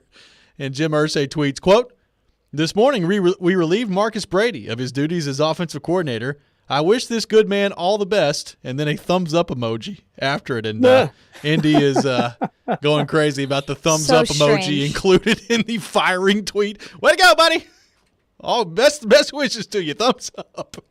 You're the best. It's beautiful. Wow. Jim Irsay is the gift that keeps on giving. It's like tweeting like, "Hey, just broke up with my boyfriend, thumbs up" on Twitter. Like, just very strange. Oh, man. Let him know this morning. Hope he has all the best in life. Sorry for your loss, smiley face emoji. Yes. So shout out to Jim Irsay and the Indianapolis Colts, continuing to make moves, and we'll see if they're done for the day. Rumors that Nyheim Hines could be on the move at some point today as well, so we'll see what happens on that front. Joe, on the Tennessee-Georgia front, it appears that Nolan Smith of the Georgia Bulldogs feared to be lost for the season due to a torn pectoral muscle. And we talked about the pass rushing for Georgia. They got 10 sacks on the year. Well, Nolan Smith's got 3 of them. So they're already not that great at getting home to the quarterback, and now they're going to be without potentially their best pass rusher coming up on Saturday against Tennessee. Yeah, that's a big deal. And, here's the thing with Nolan Smith. And it kind of goes to the sack numbers aren't there. That can be deceiving. Yep. I mean, he's possibly a top 10 pick. He is one of those dudes, So now he's out. And certainly, Seth Emerson, who we're going to have on later this week, he has a story, which actually posted an hour ago, I just realized, but he has a story laying out the different possibilities. And it's like, here's a 5-star who, and here's this 5-star. I mean, they got plenty of talent, but they've got guys, the potential replacements have very few snaps this season. And that's not good for Georgia. I mean, to state the obvious, to lose that guy who gives you a chance, to get quickly to Hendon Hooker, that's a blow to that defense. He's a legit dude, and torn pectoral against Florida. Georgia fans, as they will tell you, no matter what happens in the Florida game, they seem to get a key injury every time they play it, and no change this year. I got a text that says, I just have a question. If Tennessee beats Georgia, Alabama beats Tennessee in the SEC championship game, is there a path where Georgia, Tennessee, and Alabama all make the playoff? I mean, I don't really see it, to be honest with you. Like, I think it's possible. It's possible. I think it's extraordinarily unlikely. Like, I would put it about 2%. Like, I just think, first off, you're going to need Clemson to lose. You're going to need TCU to lose. And I think yes, I think you probably need Michigan to lose twice, just to be honest with you. And I know that it shouldn't be this way, but I think it absolutely does matter. Like, I think if they can avoid it, they're not putting 3 SEC teams in there. That's just me.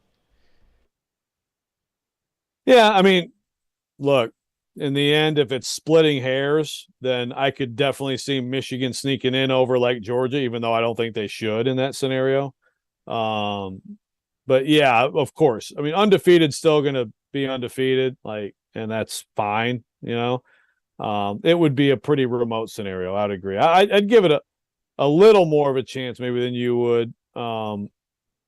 But there definitely would be some, whether spoken or unspoken, some sentiment to not have 3 SEC teams. No doubt about it. Well, right now, I think the likelihood of having 3 SEC teams with 1 loss or fewer is pretty high. Like, I know Alabama plays LSU on Saturday. LSU's gotten better. It's at home, so you've got a chance in that game. But I think Alabama's going to win. I think Ole Miss is – I don't think Ole Miss is going to beat Alabama. Like, I think Alabama's getting to the SEC title game with 1 loss. The winner of this game between Tennessee and Georgia, I think, has a great shot to finish the regular season undefeated at 12-0. And then the loser of this game is not going to play in the SEC title game, and they'll have 1 loss. Like, I think it's absolutely plausible that you could have an 11-1 Alabama, a 12-0 either Tennessee or Georgia, and an 11-1 Tennessee and Georgia, whoever loses this game. Like, to me, I'm not going to say it's a certainty, but it's extremely likely that that's the case heading into SEC championship weekend. I think so too. And I think Alabama's going to win at LSU. And I thought Alabama responded very well against Mississippi State, looked dominant. I'm keeping an open mind a little bit on Bama having 1 more stumble just because of their defense. But I mean, I think that's the most likely scenario. That I agree. And then, and it's also most likely that basically that the 2 teams that meet in the SEC title game will probably be the 2 teams that get in the playoff. And again, we're just assuming 2, right? But I think you feel pretty good about that if you're the SEC. That third one's gonna be tough. Joe, we're coming up on about 5 hours until the trade deadline in the NFL. It's at 3:00 Central Time today. Nothing so far for the Titans. Do you expect any moves to be made? Now something that's important to point out, and Tom Pelissero had a tweet about this morning, which does factor in here, I think, when you start to look at the Titans. Quote, the deadline for restructuring contracts to facilitate trades was yesterday at 2:59 Central Time. So eating money, as the Bears did with Roquan Smith and Robert Quinn, is not an option. Any trades done between now and 4 p.m. Eastern Time will require a new team to take on the existing contract. And right now, like, the Titans don't have a whole lot of cap space. So I think that absolutely could factor in here. Yeah, and that's the thing. I mean, there's a lot, and in a lot of these situations, I mean, you have to look at the cap implications too. You asked me if